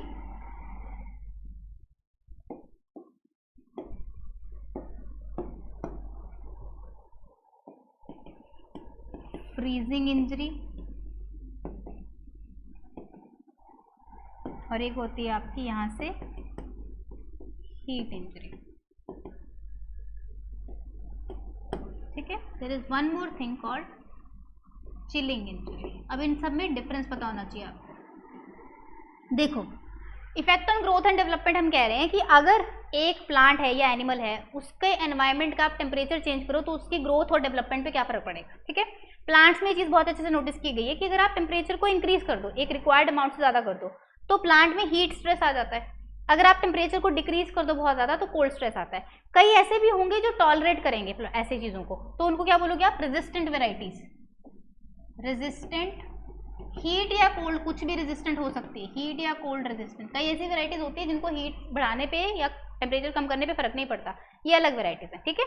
अब देखो यहाँ पे जो हीट स्ट्रेस है वो तो सिंपल है कि हीट इंजरी होगी, आपने बहुत ज़्यादा टेम्परेचर दिया तो हो सकता है एंजाइम डिसइंटीग्रेट कर गया, प्लांट जो है वो मरना शुरू हो गया। लेकिन कोल्ड इंजरी आपकी दो तरह की हो सकती है, एक चिलिंग है, एक फ्रीजिंग है। इसमें फर्क क्या है, देखो हर एक प्लांट सेल के पास मेम्ब्रेन तो है ही है ना, और मेम्ब्रेन और अंदर क्या है, साइटोप्लाज्म। साइटोप्लाज्म में क्या है, वाटर, इजंट इट। तो जो वाटर है प्लांट सेल के अंदर, उस वाटर के अगर क्रिस्टल बनने शुरू हो जाए, आइस क्रिस्टल बने, आइस बनेगी तो आइस कैसे होती है, क्रिस्टल फॉर्म में। अब वो क्रिस्टल क्या करेंगे, मेम्ब्रेन को उखेड़ेंगे, मतलब रब करना शुरू करेंगे। तो अगर मेम्ब्रेन डिसइंटीग्रेट होगी तो सेल तो मर गया। तो इसको बोलते हो फ्रीजिंग इंजरी, कि अंदर का जो सेल का वाटर है वो फ्रीज करने की वजह से मेम्ब्रेन डिसइंटीग्रेट हो गई, ठीक है। दूसरी होती है चिलिंग इंजरी। चिलिंग इंजरी का मतलब होता है एक प्लांट था जो मजे से ट्रॉपिकल एनवायरनमेंट में रह रहा था। ट्रॉपिकल एनवायरनमेंट आपको पता है, ये एनवायरनमेंट पता है आपको, ट्रॉपिकल और टेम्परेट? नहीं पता है तो मैं बताती हूँ। देखो, ट्रॉपिकल होता है थोड़ा सा गर्म एनवायरनमेंट, ठीक है, ह्यूमिड, जैसे हम रहते हैं। टेम्परेट होता है थोड़ा ठंडा एनवायरनमेंट, जैसे शिमला मान लो कंपैरिजन में, ठीक है। आप मानो यहाँ का कोई प्लांट था ट्रॉपिकल का, हम इसको यहाँ ले गए और यहाँ रख दिया, तो क्या हुआ, अब एनवायरनमेंट में कोल्ड स्ट्रेस जो है इसको फील होना शुरू हुआ। तो ऐसे प्लांट में अब जो इंजरी होगी इसको बोलेंगे चिलिंग इंजरी, किसको, ठंड लगी प्लांट को बेसिकली, क्योंकि हम इसको उस एनवायरनमेंट में ले गए। समझ आए, फ्रीजिंग, चिलिंग, ये इंजरीज अलग अलग है, ठीक है। तो ये है आपका effect of temperature on growth and development. हाँ जी, हाँ जी, फ्रीजिंग इंजरी में मेम्ब्रेन डिसरप्ट हो जाती है। हाँ जी बेटा। देखो फ्रीजिंग इंजरी में क्या होता है, सेल के अंदर जो वाटर प्रेजेंट है ना, इस वाटर के बन जाते हैं क्रिस्टल्स।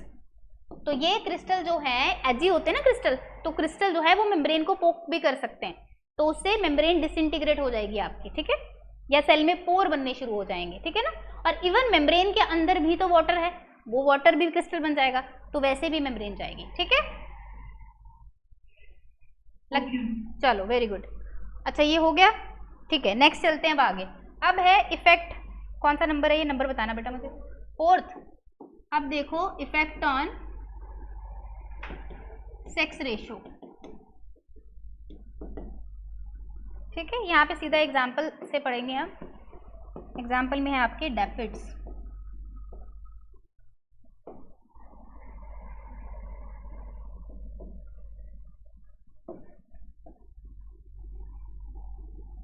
पहले नोट कर लो इसको, फिर समझाती हूँ।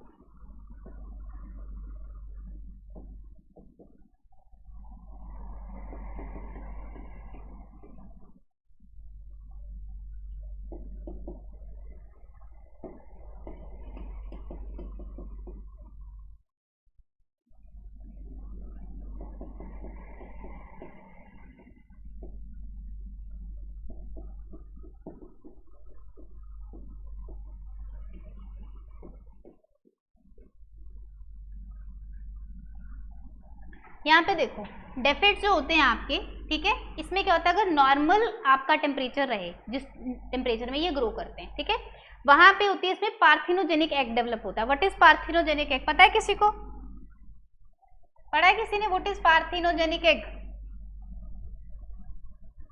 एनीवन? हाँ हाँ कोई बोल रहा है, ठीक बोल रहा है, क्या बोल रहे हो? एग्जैक्टली, पार्थिनोजेनिस आपने हनी बी में सुना होगा, पार्थिनोजेनेसिस होती है। पार्थिनोजेनेसिस होता है कि जो फीमेल का गेमीट था वो विदाउट फर्टिलाइजेशन क्या बन गया आपका, कुछ भी, मेल या फीमेल जो भी बनता है, तो विदाउट फर्टिलाइजेशन जो डेवलपमेंट होती है उसको बोलते हैं पार्थिनोजेनेसिस। तो डेफिड्स में क्या होता है आपका, पार्थिनोजेनिक एग बनते थे और वो एग फिर फीमेल बना देते थे अगर नॉर्मल टेम्परेचर है। लेकिन अगर आप टेम्परेचर को इंक्रीज करोगे तो वहां पे बनेंगे सेक्सुअल एग्स। सेक्सुअल एग्स का मतलब अब यहाँ पे मेल फीमेल गेमीट जुड़ेंगे और उसके बाद डिसाइड होगा कि मेल बनना है या फीमेल बनना है। तो ये टेम्परेचर का इफेक्ट है ऑन दी सेक्स रेशो। अगर टेम्परेचर बढ़ा दोगे तो क्या होगा आपका, अब फीमेल नहीं बनेगी, अब मेल फीमेल कुछ भी बन सकता है, तो सेक्स रेशो पे फर्क पड़ जाएगा, ठीक है ना।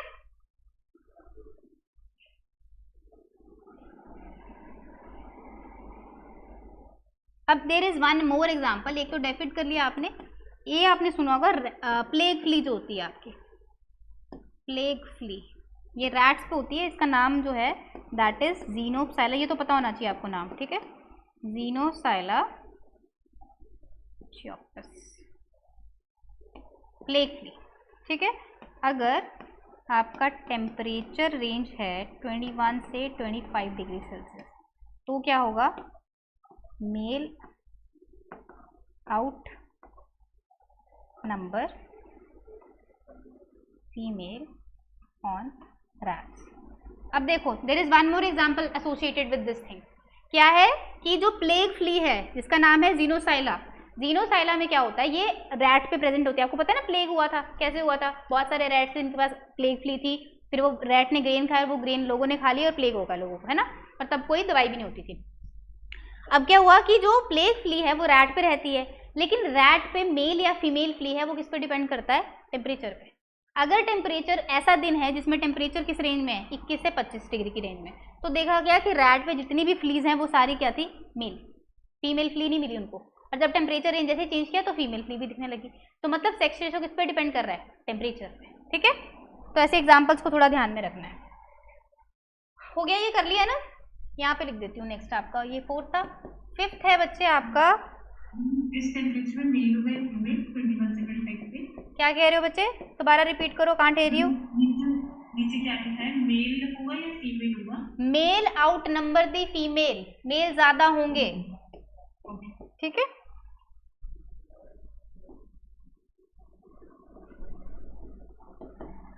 इफेक्ट ऑन कलरेशन, इसको नेक्स्ट में लिखते हैं, पहले यहाँ तक नोट कर लो, ठीक है, इसको नोट करेंगे अब नेक्स्ट में, क्योंकि अब आपके रूल्स आने वाले हैं। आज हम रूल्स तक करेंगे, ठीक है ना। रूल्स जो हैं वो उन रूल्स पे बहुत बार क्वेश्चन आता है। हाँ जी बोलो बेटा। तो आपने बोला डेफिड्स के केस में सेक्स रेशियो में चेंज आ जाएगा, हाँ, बट चाहे पार्थिनोजेनिक एग बने या अपना सेक्सुअल एग, मेल फीमेल दोनों में से कोई भी बन सकता है आगे को। कहाँ पे लिखा है ये, मैंने लिखा है कि पार्थिनोजेनिक एग तो फीमेल ही बनाएगा, वहां तो मेल लिखा ही नहीं है। तो मतलब फीमेल गेमीट ही आगे फीमेल बनाता है बच्चे, that is the case of डेफिड। डेफिड जरूरी नहीं है कि फीमेल गेमीट फीमेल ही बनाए। हनी बी पढ़ी है आपने, हनी बी में क्या होता है, what happens in honey bee, हाँ कब पता है किसी को, हनी बी में देखो फीमेल जो होती है, हनी बी का पहले आपको सोशल स्ट्रक्चर पता है, देयर आर 3 टाइप्स, एक होती है आपकी क्वीन, एक होती है वर्कर, एक है ड्रोन। जो क्वीन है this is the only fertile female of the colony, सिर्फ यही है जो फर्टाइल है। फर्टाइल का क्या मतलब है कि ये एग ले कर सकती है ना, तो क्वीन एग ले करेगी, क्वीन होती है आपकी 2n नंबर डिप्लॉयड, ये मियोसिस करती है और एग ले करेगी n1, बहुत सारे एग आ गए, ठीक है। अब जो ये n है, अब आपका ड्रोन भी तो है, तो ड्रोन का जो गेमीट है वो बनता है माइटोसिस से, क्योंकि ड्रोन खुद भी क्या है, n है, तो यहाँ पे इसका गेमीट बन गया। अगर n और n जुड़ गए तो क्या बनेगा, 2n, तो 2n तो फिर से फीमेल होनी चाहिए। अब फीमेल क्वीन भी हो सकती है, वर्कर भी हो सकती है, वो डिपेंड करता है उसकी डाइट पे, ये पता है ना। ये रॉयल जेली खाएगी, ये नहीं खाएगी। लेकिन ड्रोन कैसे बना, ड्रोन ऐसे बना कि जो फीमेल ने गेमीट बनाया ना, वो गेमीट सीधा मेल में कन्वर्ट हो गया, उसने कोई किसी और के साथ फ्यूजन नहीं किया, इसी को बोलते हैं पार्थिनोजेनेसिस। तो ये जो फीमेल का गेमीट है ये मेल बना यहाँ पे, लेकिन डैफिड में क्या हो रहा है, डैफिड में जो आपका पार्थिनोजेनिक एग है, एग तो फीमेल से ही आएगा ना, बना क्या, फीमेल। तो वो डिपेंड करता है ऑर्गेनिज्म टू ऑर्गेनिज्म, कुछ भी बन सकता है, मेल भी बन सकता है, फीमेल भी बन सकता है, दैट डजंट मैटर कि आया अगर फीमेल से तो फीमेल बनेगा, ठीक है, कुछ भी बन सकता है, तभी तो सेक्स रेशो वेरी करेगी, है ना। और यहाँ पे तो मैंने लिखा है कि पार्थिनोजेनेसिस वाला सिर्फ फीमेल बना रहा है, लेकिन जब आप टेम्परेचर इंक्रीज करोगे तो फीमेल मेल कुछ भी बन सकता है, हो सकता है मेल ही बने, तो सेक्स रेशो तो आपकी चेंज होगी होगी, ठीक है जी, आगे समझ। यस, चलो वेरी गुड। चलो मूविंग फर्दर, अब ध्यान से पढ़ना है, ठीक है, अभी जो थे ये भी बहुत इंपॉर्टेंट एग्जांपल्स हैं, इन सब की कंसेप्ट क्लैरिटी बहुत जरूरी है। अब आते हैं रूल्स, कुछ जो रूल्स आपके हैं वो डायरेक्ट क्वेश्चन आता है पेपर में, ठीक है, तो बहुत ध्यान से ये रूल्स को आपने स्टडी करना है, इसी में आएंगे। चलो हम अब करेंगे इफेक्ट ऑफ कलरेशन से शुरू हो जाएंगे आपके रूल। चलो जी, इफेक्ट ऑफ कलरेशन, ठीक है,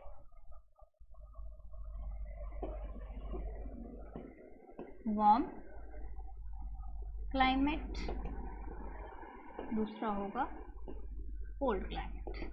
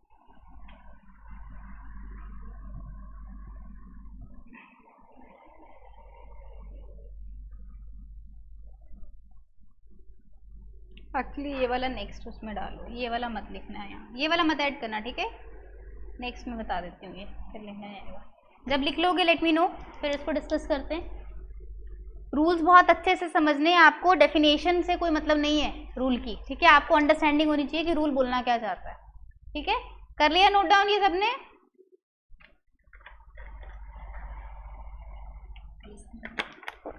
चलो गुड, करते हैं स्टार्ट।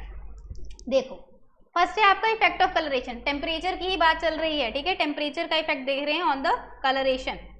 तो यहाँ पे ध्यान दीजिए, अगर वार्म क्लाइमेट होता है, अभी मैंने पहले ही बताया आपको कि वहाँ पे पिगमेंटेशन ज़्यादा होती है ना, और जो कोल्ड क्लाइमेट है वहाँ पे कम होता है, ये चीज़ किसने बोली थी, तो ये ग्लॉगर का रूल है। ग्लॉगर ने कहा, उसने तो पूरी अपनी डेफिनेशन दी कि इन द कोल्डर रीजन को अगर हम कंपेयर करें with the warmer climate reason, तो वहाँ पे जो ऑर्गेनिज्म है उसमें पिगमेंटेशन ज़्यादा दिखाई देगी आपको, कहाँ पे, वार्मर रीजन में, और कोल्डर रीजन में कम होगी पिगमेंटेशन। याद रखना है, पिगमेंटेशन जो रूल है वो किसका है, ग्लॉगर का, ठीक है। Then comes the effect on morphology. Morphology का मैं बताया कि टेम्परेचर इफेक्ट्स एब्सोल्यूट साइज, पूरा साइज जो है एक एनिमल का, and the relative proportions to the various body part, कि साइज के कंपैरिजन में बाकी बॉडी पार्ट कैसे रहेंगे, ठीक है, वो प्रोपोर्शन भी किस पे डिपेंड करेगा, टेम्परेचर पे। ये कहा था बर्गमैन ने। तो बर्गमैन का रूल ये भी मतलब इसको हम समझते कैसे हैं, इसको ऐसे समझते हैं कि कोल्डर रीजन में जो भी आपको ऑर्गेनिज्म दिखते हैं वो बड़े बड़े होंगे, और जो आपको वार्मर रीजन में दिखेंगे वो छोटे होंगे। एग्जाम्पल लो, जैसे आपको पोलर बियर्स पता है कितने बड़े बड़े साइज के होते हैं, है ना, कोल्डर क्लाइमेट में रहते हैं, और आपको कैंगरू रैट पता है डेजर्ट में रहता है, इतना सा होता है ना। तो वो साइज क्यों ऐसा है, वो टेम्परेचर का इफेक्ट है, और ये किसने बोला था, बर्गमैन ने। लेकिन बर्गमैन के रूल में एक जो है आप कहते हो एक्सेप्शन है, दैट इज दी पोइकिलोथर्म्स। जो पोइकिलोथर्म्स होते हैं वो क्या होते हैं, कोल्ड ब्लडेड, या फिर एक्टोथर्म्स भी बोलते हैं इनको। जो ये होते हैं they can regulate their body temperature, ये आगे बताऊंगी, आगे भी आने वाला है, ठीक है। तो पोइकिलोथर्म्स जो होते हैं they are smaller in colder region, but ये क्या कह रहा था कि बड़े होने चाहिए। तो ये एक एक्सेप्शन है किसका, बर्गमैन के रूल का, ठीक है जी। चलो नेक्स्ट जो आपके रूल है, मैं डायरेक्ट रूल बता देती हूँ आपको, ठीक है, वो मॉर्फोलॉजी से रिलेटेड ही है। तो एक रूल है आपका एलन रूल,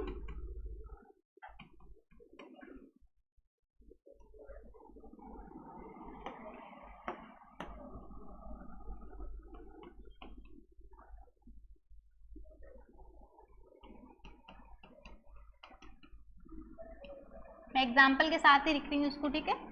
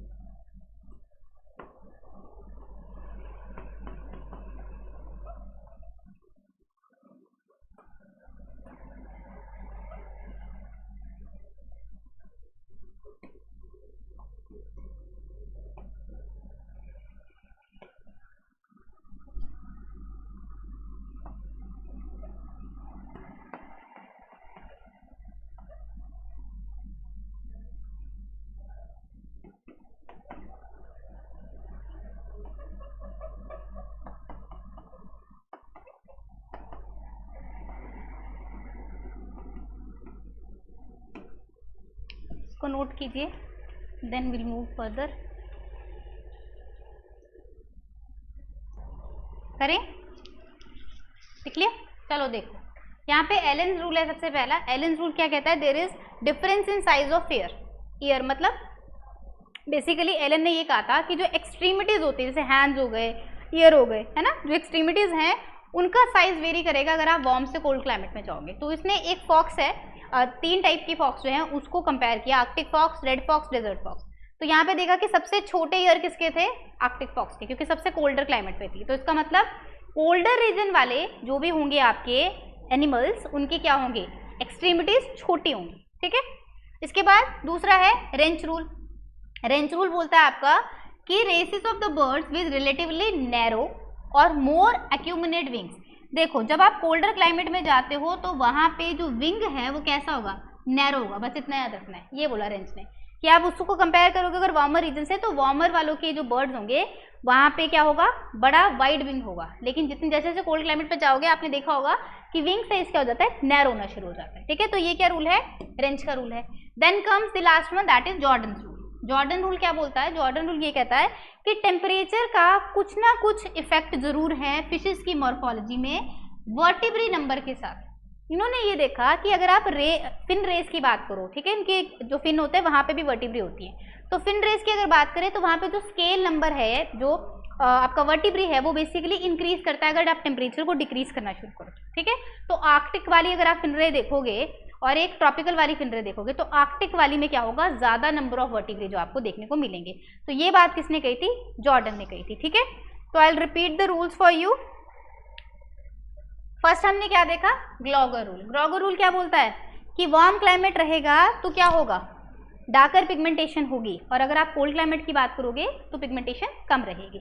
फिर आते हैं आपके बर्गमैन रूल, ठीक है। बर्गमैन रूल ये कहता है कि अगर आप कोल्ड क्लाइमेट पे जाओगे तो बड़ा साइज मिलेगा आपको, और अगर आप वार्म क्लाइमेट पे जाओगे तो छोटा साइज मिलेगा, ठीक है। और इस रूल का एक ही एक्सेप्शन है, पॉइक्लोथर्म्स। पॉइक्लोथर्म्स जो होते हैं वो स्मॉलर होते हैं अगर हम कहाँ देखेंगे, कोल्डर रीजन में देखेंगे, ठीक है। नेक्स्ट देखो, नेक्स्ट आपका फिर एलन रूल आ गया। एलन रूल एक्सट्रीमिटीज की बात करता है, कोल्डर क्लाइमेट में एक्सट्रीमिटीज छोटी हो जाती हैं, वार्मर में बड़ी होंगी। और फिर रेंच रूल आपको कहता है कि कोल्डर क्लाइमेट में विंग्स कैसे होंगे, नैरो होंगे, और वार्म क्लाइमेट में कैसे होंगे, वाइड होंगे। Then comes the Jordan rule, जो ये कहता है कि कोल्डर रीजन पे अगर आप जाओगे तो टेम्परेचर कम है, तो जहाँ टेम्परेचर कम है वहाँ वर्टिब्रे जो फिश की है वो ज़्यादा होगी, ठीक है। तो ये आपके 4-5 रूल हैं which are very very important, बहुत बार आपसे जो है वो पूछे गए हैं एग्जाम में, ठीक है जी। हाँ जी, समझ आ गया सबको यहाँ तक? मैम एक बार एलन रूल बताओ। हाँ जी, एलन रूल ये तो लिखा है। एलन रूल होता है different in the size of, यहाँ पे ईयर्स, एक्चुअली मैंने एग्जाम्पल लिखा है शायद इसलिए नहीं समझ आ रहा, कि जो आपका यहाँ एलन ने देखा कि अगर हम फॉक्स की बात करें, एक्सट्रीमिटीज ही है ना बेसिकली। एलन रूल को अगर आप देखोगे तो ये रेंच रूल से कोई, रेंच नहीं सॉरी, एक्सट्रीमिटीज वाला जो रूल है एलन का, ये एक्सट्रीमिटीज जो है आपकी कैसी है, ईयर हो गया, नोज हो गया, हैंड हो गए। इन्होंने देखा कि अगर आप जाते हो कोल्डर क्लाइमेट में तो कोल्डर क्लाइमेट में जो आपको ऑर्गेनिज्म मिल रहा है उसकी एक्सट्रीमिटीज छोटी होंगी, ठीक है, और वार्मर क्लाइमेट में होगी बड़ी। आपने रैबिट अगर आप कभी डिस्कवरी चैनल पे देखेंगे तो जो रैबिट आपको डेजर्ट के दिखते हैं ना, उनके कान बड़े बड़े होंगे, लेकिन अगर आप देखोगे कोल्डर वाले तो छोटे छोटे होंगे, ठीक है। डेजर्ट में तो चलो होते नहीं है ग्रास लैंड के जो रैबिट होते हैं उनके कान थोड़े बड़े होते हैं, लेकिन जो स्नो वाले होंगे ना, स्नो रैबिट जो होते हैं उनके कान बिल्कुल छोटे छोटे होते हैं। तो ये आपका एलन का रूल है कि एक्सट्रीमिटीज का साइज जो है वो कम हो जाएगा जब आप वार्मर से कोल्डर रीजन में जाएंगे, ठीक है, समझ आ गया? हाँ जी, यहाँ तक किसी को कोई दिक्कत परेशानी, कुछ नहीं समझ आया हो?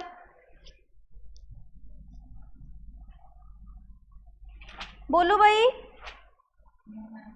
चलो ठीक है, फिर टेम्परेचर को खत्म करते हैं। नेक्स्ट है आपका effect on the vegetation. Number डाल लेना, नंबर मुझे भी याद नहीं। इफेक्ट ऑन वेजिटेशन, तो टेम्परेचर का वेजिटेशन पे क्या इफेक्ट पड़ता है, ठीक है, ये पूछा गया आपको।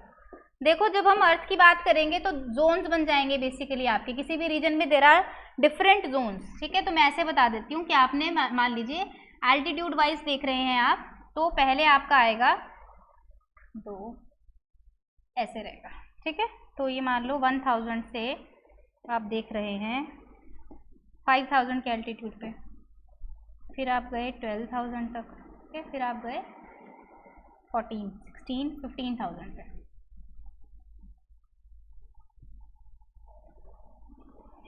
तो ये रहेगा आपका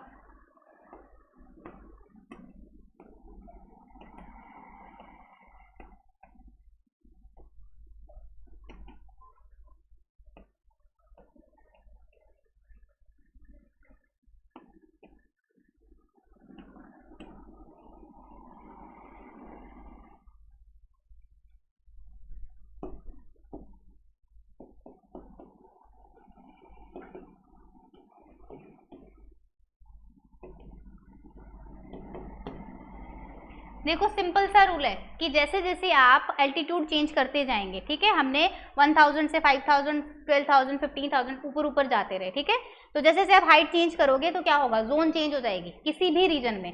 अगर आप देखो तो इतने एल्टीट्यूड, मतलब ये तो मैंने ऐसे लिख दिया यहाँ पे, एल्टीट्यूड वैसे यही रेंज रहती है 1000 से 5000 जो हाइट में हम ले रहे हैं, बट यहाँ पे देखो पहले क्या रहता है, इक्वेटर के बिल्कुल पास पास। देखो आपने इसको याद कैसे रखना है, ऐसे, ये आपके इलिप्टिकल अर्थ है, ये क्या है, इक्वेटर। इक्वेटर से जैसे ऊपर ऊपर जाओगे तो आपका क्या चेंज होगा, सीधे जा रहे हैं अब ऐसे नहीं जा रहे, सीधे जा रहे हैं, तो मतलब क्या चेंज हो रहा है, बेसिकली इक्वेटर से पोल की तरफ मूव करते हो तो क्या चेंज होता है, लैटिट्यूड। लेकिन अगर आप सी लेवल से ऊपर की तरफ जा रहे हो तो एल्टीट्यूड चेंज हो रहा है, ठीक है, दोनों केसेस में। यहाँ से यहाँ जाओगे तो पहले ट्रॉपिकल रीजन आता है, ठीक है, सबसे गर्म, उसके बाद आता है सब ट्रॉपिकल रीजन, उससे थोड़ा सा ठंडा, उसके बाद आता है टेम्परेट रीजन, और उसके बाद आता है एल्पाइन जो बहुत ही ठंडा रीजन है, ठीक है, जैसे आपका फॉरेस्ट रीजन, सब कौन से जहाँ बहुत हर टाइम क्या रहेगी, स्नो रहेगी, वैसा रीजन है, ठीक है। उसके बाद चल जाओगे तो आप पोल पे पहुंच गए, फिर तो आपको मतलब कुछ नहीं है वहाँ पे, सिर्फ आइसी आइस है और कुछ भी नहीं, वेजिटेशन भी नहीं मिलेगी देखने को। तो ये जो है, अगर आप इन क्लाइमेट्स में इनके प्लांट या एनिमल को चेक करो तो डिफरेंट होंगे, तो इसका मतलब है टेम्परेचर का रोल पड़ता है डिस्ट्रीब्यूशन पे भी। वेजिटेशन में चाहे फौना हो या फ्लोरा हो, दोनों का जो डिस्ट्रीब्यूशन है वो डिफरेंट हो जाएगा अगर आप टेम्परेचर को चेंज कर दोगे, ठीक है। इसके अंडर जब हम आगे पढ़ेंगे तो हम देखेंगे कि इसके अंडर कौन से आपके ट्रीज आते हैं, कौन से फॉरेस्ट आते हैं, ठीक है, डेसिडुअस फॉरेस्ट है आपके, या ट्रॉपिकल ग्रीन फॉरेस्ट हैं, रेन फॉरेस्ट हैं, वो हम आगे करेंगे सारा, ठीक है, जब हम बायोम के ऊपर पहुंचेंगे। तो यहाँ तक के लिए आपको सिर्फ इतना याद रखना है कि इनका फर्क है। अब अगर हम टेम्परेचर की बात करें तो उसके बेसिस पे एक तो हमने जोन्स में बांटा, वर्ल्ड की जो कंडीशन है, जो पूरा वर्ल्ड है उसको भी हमने, वर्ल्ड की वेजिटेशन को भी क्या कर रखा है हमने, बेसिकली कैटेगराइज कर रखा है। तो यहाँ पे ये देखो, on basis of temperature condition world की जो वेजिटेशन है, वर्ल्ड वेजिटेशन, उसकी भी कैटेगराइजेशन है ऐसे 4 तरीके से। एक है आपका मेगाथर्म्स, अब ये इस पे भी क्वेश्चन आ चुका है आपको, ठीक है, मेगाथर्म्स, मेसोथर्म्स, माइक्रोथर्म्स, हेकिस्टोथर्म्स।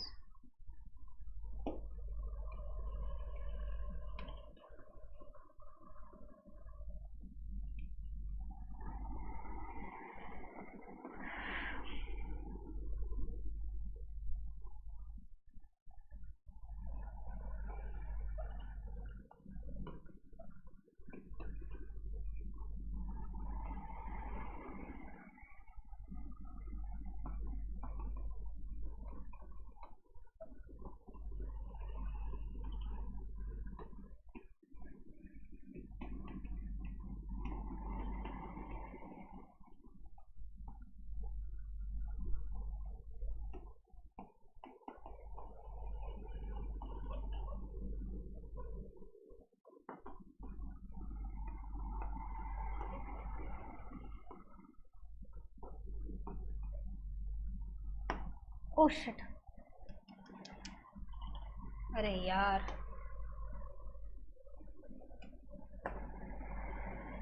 Very low temperature.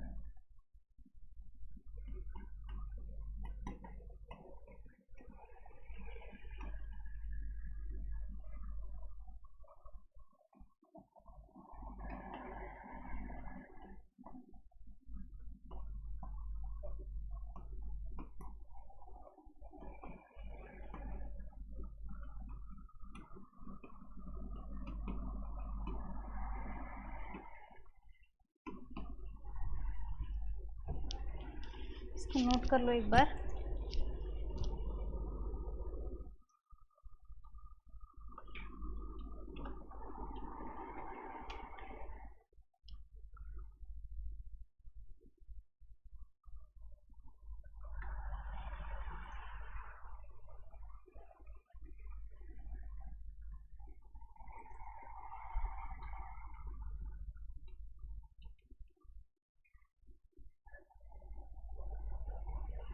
देखो एक बार इसको, ठीक है, समझ जाएगा आपका। यहाँ पे क्या लिखा है कि मेगा जो आपका टेम्परेचर बेसिस पे हमने वर्ल्ड की जो वेजिटेशन है ना उसको 4 जोन में बांट दिया है। पहली जोन है आपकी मेगाथर्म, दूसरी मीजोथर्म, माइक्रोथर्म और फिर है हेकेस्टोथर्म्स, ठीक है। तो मेगाथर्म, मीजो, माइक्रो तो आपको समझ आ रहा होगा। हेकेस्टो में फंस जाते हैं, अगर आपने नहीं पढ़ा है तो आपको नहीं समझ आएगा, ठीक है। मेगाथर्म्स का मतलब है यहाँ पे टेम्परेचर रेंज ध्यान से देखिएगा, टेम्परेचर हाई रहेगा थ्रू आउट द ईयर, ठीक है। जो मीजोथर्म है उसमें हाई टेम्परेचर रहेगा, उसको अल्टरनेट करेगा, फिर लो टेम्परेचर, फिर हाई, फिर लो, ऐसे चेंज होता रहेगा। माइक्रोथर्म्स में थोड़ा लो टेम्परेचर ही रहेगा through out the year, high नहीं रहेगा। और जो हेकेस्टोथर्म इसमें बहुत लो टेम्परेचर रहता है, ठीक है। अब यहाँ पे वेजिटेशन उस हिसाब से चेंज हो जाएगी। डोमिनेंट वेजिटेशन मतलब और भी प्लांट्स होंगे, बट डोमिनेंट जो आपका फॉर्म है वो ये रहेगा। टेम्परेचर हाई है through out the year, temperature high है तो ट्रांसपिरेशन ज्यादा है तो ज्यादा रेन होगी, तो ट्रॉपिकल रेन फॉरेस्ट आएंगे इसमें। फिर high temperature alternate with low temperature, यहाँ पे आते हैं tropical deciduous forest. Deciduous forest वो होते हैं जिनमें प्रॉपर एनुअली क्या होती है, लीफ शेडिंग, ठीक है। क्या होती है यहाँ पे, एनुअल लीफ शेडिंग।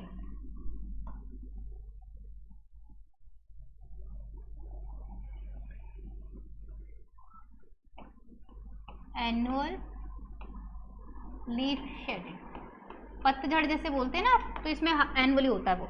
उसके बाद जब आपका माइक्रोथर्म्स यहाँ पे लो टेम्परेचर है थ्रू आउट द, ये है मिक्स्ड कॉनिफेरस।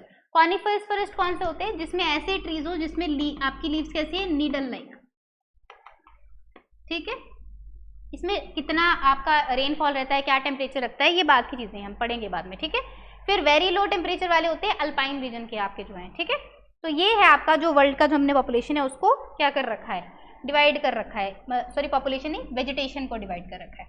अब लास्ट रहता है आपका कि आपने सारा कुछ पढ़ लिया, अब रहेगा सिर्फ effect on the distribution of animals.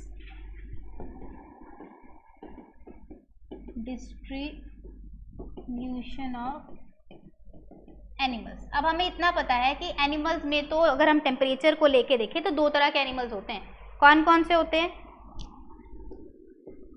हाँ जी कौन से होते हैं, होम्योथर्म्स एंड पोइकिलोथर्म्स। ये आप सबको पता ही है क्या होते हैं, ठीक है। बस इनके और भी नाम हैं, इसको एंडोथर्म भी कहते हैं, एंडोथर्मिक भी बोलते हैं, इसको बोलते हैं एक्टोथर्मिक। क्या डिफरेंस होता है, चलो लेक्चर एंड करने वाले आप बताओ मुझे, what is the difference between an homeotherm and poikilotherm. Exactly जो होम्योथर्म्स हैं आपके वो कैसे हैं, वो वार्म ब्लडेड होते हैं, और जो पोइकिलोथर्म्स हैं वो, इनका जो डिफरेंस है वो ये रहता है बच्चे, होम्योथर्म्स अपना बॉडी टेम्परेचर रेगुलेट कर सकते हैं, वार्म ब्लडेड होने का मतलब ये। इसका क्या मतलब हुआ, रेगुलेशन का मतलब ये रहता है कि अगर इसको आप कोल्ड एनवायरनमेंट में डालोगे तो उसकी बॉडी में कुछ चेंजेस आएंगे जो इसको अपना इंटरनल टेम्परेचर मेंटेन रखने देंगे। एग्जाम्पल देखिए, अगर आपको एक ठंडे एनवायरनमेंट में बिठा देते हैं तो आपके जो हेयर होते हैं बॉडी के वो इरेक्ट हो जाते हैं, गूज़बम्स आना कहते हो ना आप उसको, वो इरेक्ट क्यों हुए, जब आपके हेयर इरेक्ट होते हैं तो उसके बीच में एयर ट्रैप हो जाएगी, ठीक है। और जो एयर ट्रैप होगी अब वो क्या है, bad conductor of electricity, basically bad conductor of heat also, तो वो हीट को पास नहीं होने देगी, तो आपकी बॉडी से हीट बाहर नहीं जाएगी, ठीक है, तो आप वार्म रहोगे। ऐसा ये एक सबसे कॉमन छोटा सा एग्जांपल है। और क्या होता है, और जो आपका पेरिफेरल ब्लड फ्लो है वो भी कम हो जाता है जब आप कोल्ड टेम्परेचर में जाते हो। ध्यान दो, जो कोल्ड टेम्परेचर के लोग होते हैं वो हमें गोरे दिखाई देते हैं, व्हाई इज दैट, बिकॉज उनका पेरिफेरल ब्लड फ्लो बहुत कम है। क्यों कम है पेरिफेरल ब्लड फ्लो, बिकॉज वहां पे जैसे ब्लड अगर पेरिफेरल रेंज पे जाएगा तो ब्लड में भी क्या है, बेसिकली हीट जो है वो वहां से बाहर निकल सकती है, ठीक है। तो पेरिफेरल पे रहेगा, पेरिफेरी पे रहेगा, आपकी पेरिफेरी वेसल पे ब्लड रहेगा, ठीक है, तो वहां से वो चला जाएगा कि आपका ब्लड जो है बाहर की तरफ ना रहे। दूसरी अडेप्टेशन, और कोई अडेप्टेशन आपके दिमाग में आ रही हो, और भी बहुत सारे अडेप्टेशन है जो आपकी स्किल होती है। मेटाबॉलिज्म, अगर हम बात करें जितना ज़्यादा हायर मेटाबॉलिज्म होगा उतनी ज़्यादा हीट प्रोड्यूस होती है, तो अगर आप कोल्ड टेम्परेचर में डालोगे तो मेटाबॉलिज्म थोड़ा फास्ट हो जाता है बॉडी का, ठीक है। और ये सब चीज़ें पोइकिलोथर्म में नहीं होती, पोइकिलोथर्म में ऐसा कुछ नहीं होगा, ठीक है। अब कुछ पोइकिलोथर्म्स होते हैं वो क्या करते हैं, they actually go for like hibernation, ठीक है, या फिर एस्टिवेशन। अब ये क्या होता है, हाइबरनेशन और एस्टिवेशन होती है समर और विंटर स्लीप। हाइबरनेशन क्या होती है, विंटर स्लीप, ठीक है, इसको बोलते हैं विंटर स्लीप। आपने ये टोड्स वगैरह में देखी होगी, तो ये बरोज में जाके घुस जाते हैं, वहां पे रहेंगे अगर बहुत एक्सट्रीम है विंटर। एस्टिवेशन होती है समर स्लीप, बहुत एक्सट्रीम समर है तो ये हट जाएंगे वहां से, ठीक है। Why is that, because they can not regulate it. अगर ये बाहर रहेंगे तो अपनी बॉडी उसके हिसाब से इनकी क्या हो जाएगी, गर्म हो जाएगी, ठंडी हो जाएगी। अब इसका बहुत कॉमन एग्जांपल है, अगर आप लिजर्ड को ध्यान से ऑब्जर्व करें तो लिजर्ड क्या करती है, कभी कभी धूप में जाएगी फिर छाँव में आ जाएगी, फिर धूप में जाएगी छाँव में आ जाएगी। वाई डज इज दैट, और लाइट के भी बहुत पास जाती है कभी कभी, एक तो उसको फूड चाहिए लाइट से, तो पर जो धूप में जाने वाला सन बाथिंग जो ये करते हैं, टोड भी कई बार ऐसे ही धूप में बैठा होता है। वाई इज दैट, वो एक्चुअल में सन बास्किंग कर रहा है, वो जैसे उसका बॉडी टेम्परेचर थोड़ा नॉर्मल होगा वो फिर चला जाएगा छाँव में, जब फिर कम होने लगेगा फिर वापस आ जाएगा, ठीक है। तो इनमें अलग तरह की अडेप्टेशंस हैं कि या तो ये छुप जाए या फिर क्या करे, कई बार ये ऐसी फॉर्म में चले जाते हैं जब ये एक्टिव नहीं है मेटाबॉलिकली, है ना, बिल्कुल स्लो मेटाबॉलिज्म, जिसमें स्लीप जो है हम पढ़ रहे हैं, हाइबरनेशन और एस्टिवेशन। लेकिन अगर हम होम्योथर्म्स की बात करें तो होम्योथर्म्स के बाद बहुत सारी अडेप्टेशन है। एक और अडेप्टेशन है जैसे कि फैट एक्यूमुलेशन होता है जो बॉडी में, सबक्यूटेनियस जो फैट होता है वो भी हीट को ट्रैप करके रखता है, ठीक है। तो ऐसी बहुत सारी अडेप्टेशन है होम्योथर्म्स और पाइक्लोथर्म्स की अलग अलग, ठीक है जी, समझ आया। तो दिस इज, आज हमने 2 कर लिए, लाइट भी कर लिया, टेम्परेचर भी कर लिया, ठीक है। अब कल हम रेनफॉल और बाकी आगे के स्टार्ट करेंगे। अभी तक का क्लियर हो गया? हाँ जी, ऑनलाइन जो कर रहे किसी को कोई क्वेश्चन तो नहीं है बच्चे? बोलो जल्दी, इज एवरीथिंग क्लियर? चलिए वेरी गुड, ठीक है, give it a good read क्योंकि बहुत सारे एग्जाम्पल है, इसको अच्छे से पढ़िए। कोई क्वेश्चन रहेगा तो just let me know by tomorrow, ठीक है। मैम ये फैट किस में हेल्प करता है? फैट बच्चे हीट ट्रैपिंग, जितना ज्यादा सबक्यूटेनियस फैट होगा उतना ज्यादा हीट को ट्रैप कर सकते हैं। ये भी there is one more reason, जो जैसे पोलर बेर बड़े बड़े होते हैं ना उनमें भी अंदर फैट होता है। There is one more thing, जो आपने वो पता है आपको, पेंगुइन का जो स्किन होता है, पेंगुइन के पास पर नहीं है पर पेंगुइन फिर भी सर्वाइव करता है आइस में। कैसे? क्योंकि पेंगुइन की जो स्किन है उस पर बहुत सारी फैट की लेयर होती है, उसको बोलते हैं ब्लबर, ठीक है। तो उसकी वजह से उसमें हीट ट्रैप रहती है। तो जहाँ पे सबक्यूटेनियस फैट ज्यादा होगा वहाँ हीट ट्रैप भी ज्यादा रहेगी, ठीक है। इसका एक और चीज देख सकते हो कि जितना कोई हैवी वेट होगा जिसपे ज्यादा फैट है उसको ज्यादा गर्मी लगेगी क्योंकि हीट ट्रैप रह रही है बॉडी में, ठीक है। अब इसके एग्जाम्पल, इसके उसमें हम देखें, अगर डेजर्ट एनिमल्स होते हैं कुछ जो पोइकिलोथर्म्स हैं, तो उनमें क्या होता है कि आपका फैट कम होगा तो हीट ट्रैप करने के लिए कुछ है ही नहीं, ठीक है, ऐसे भी होता है। और आपके डेजर्ट एनिमल जो होम्योथर्म्स होंगे उनमें क्या होगा, उनमें भी फैट कम होगा क्योंकि वहां पे भी उनको हीट ट्रैप करने की जरूरत नहीं है ना, उनको नहीं करनी है, क्योंकि नहीं तो अगर डेजर्ट में वैसे ही हीट है वो भी हीट ट्रैप करेंगे। फॉर एग्जाम्पल जो कैमल होता है उसका जो हम्प वाला रीजन है सिर्फ वही फैट है, बाकी नहीं है कहीं पे भी, तो सिर्फ इतना छोटा सा एरिया है, तो वहां पे कितनी हीट ट्रैप हो जाएगी, है ना। लेकिन अगर कोई नॉर्मल ऑर्गेनिज्म वहां पे जाए जिसपे बहुत फैट हो तो बहुत हीट ट्रैप रहेगी, तो उसकी वजह से उसको ज्यादा वार्म फील होगा, ठीक है। हाँ जी, समझ आ गया? Yes ma'am. चलिए ठीक है फिर, thank you so much and I will see you tomorrow same timing, ठीक है। चलो ओके जी, ठीक है, I am signing off now, ठीक है बेटा, बाय बाय।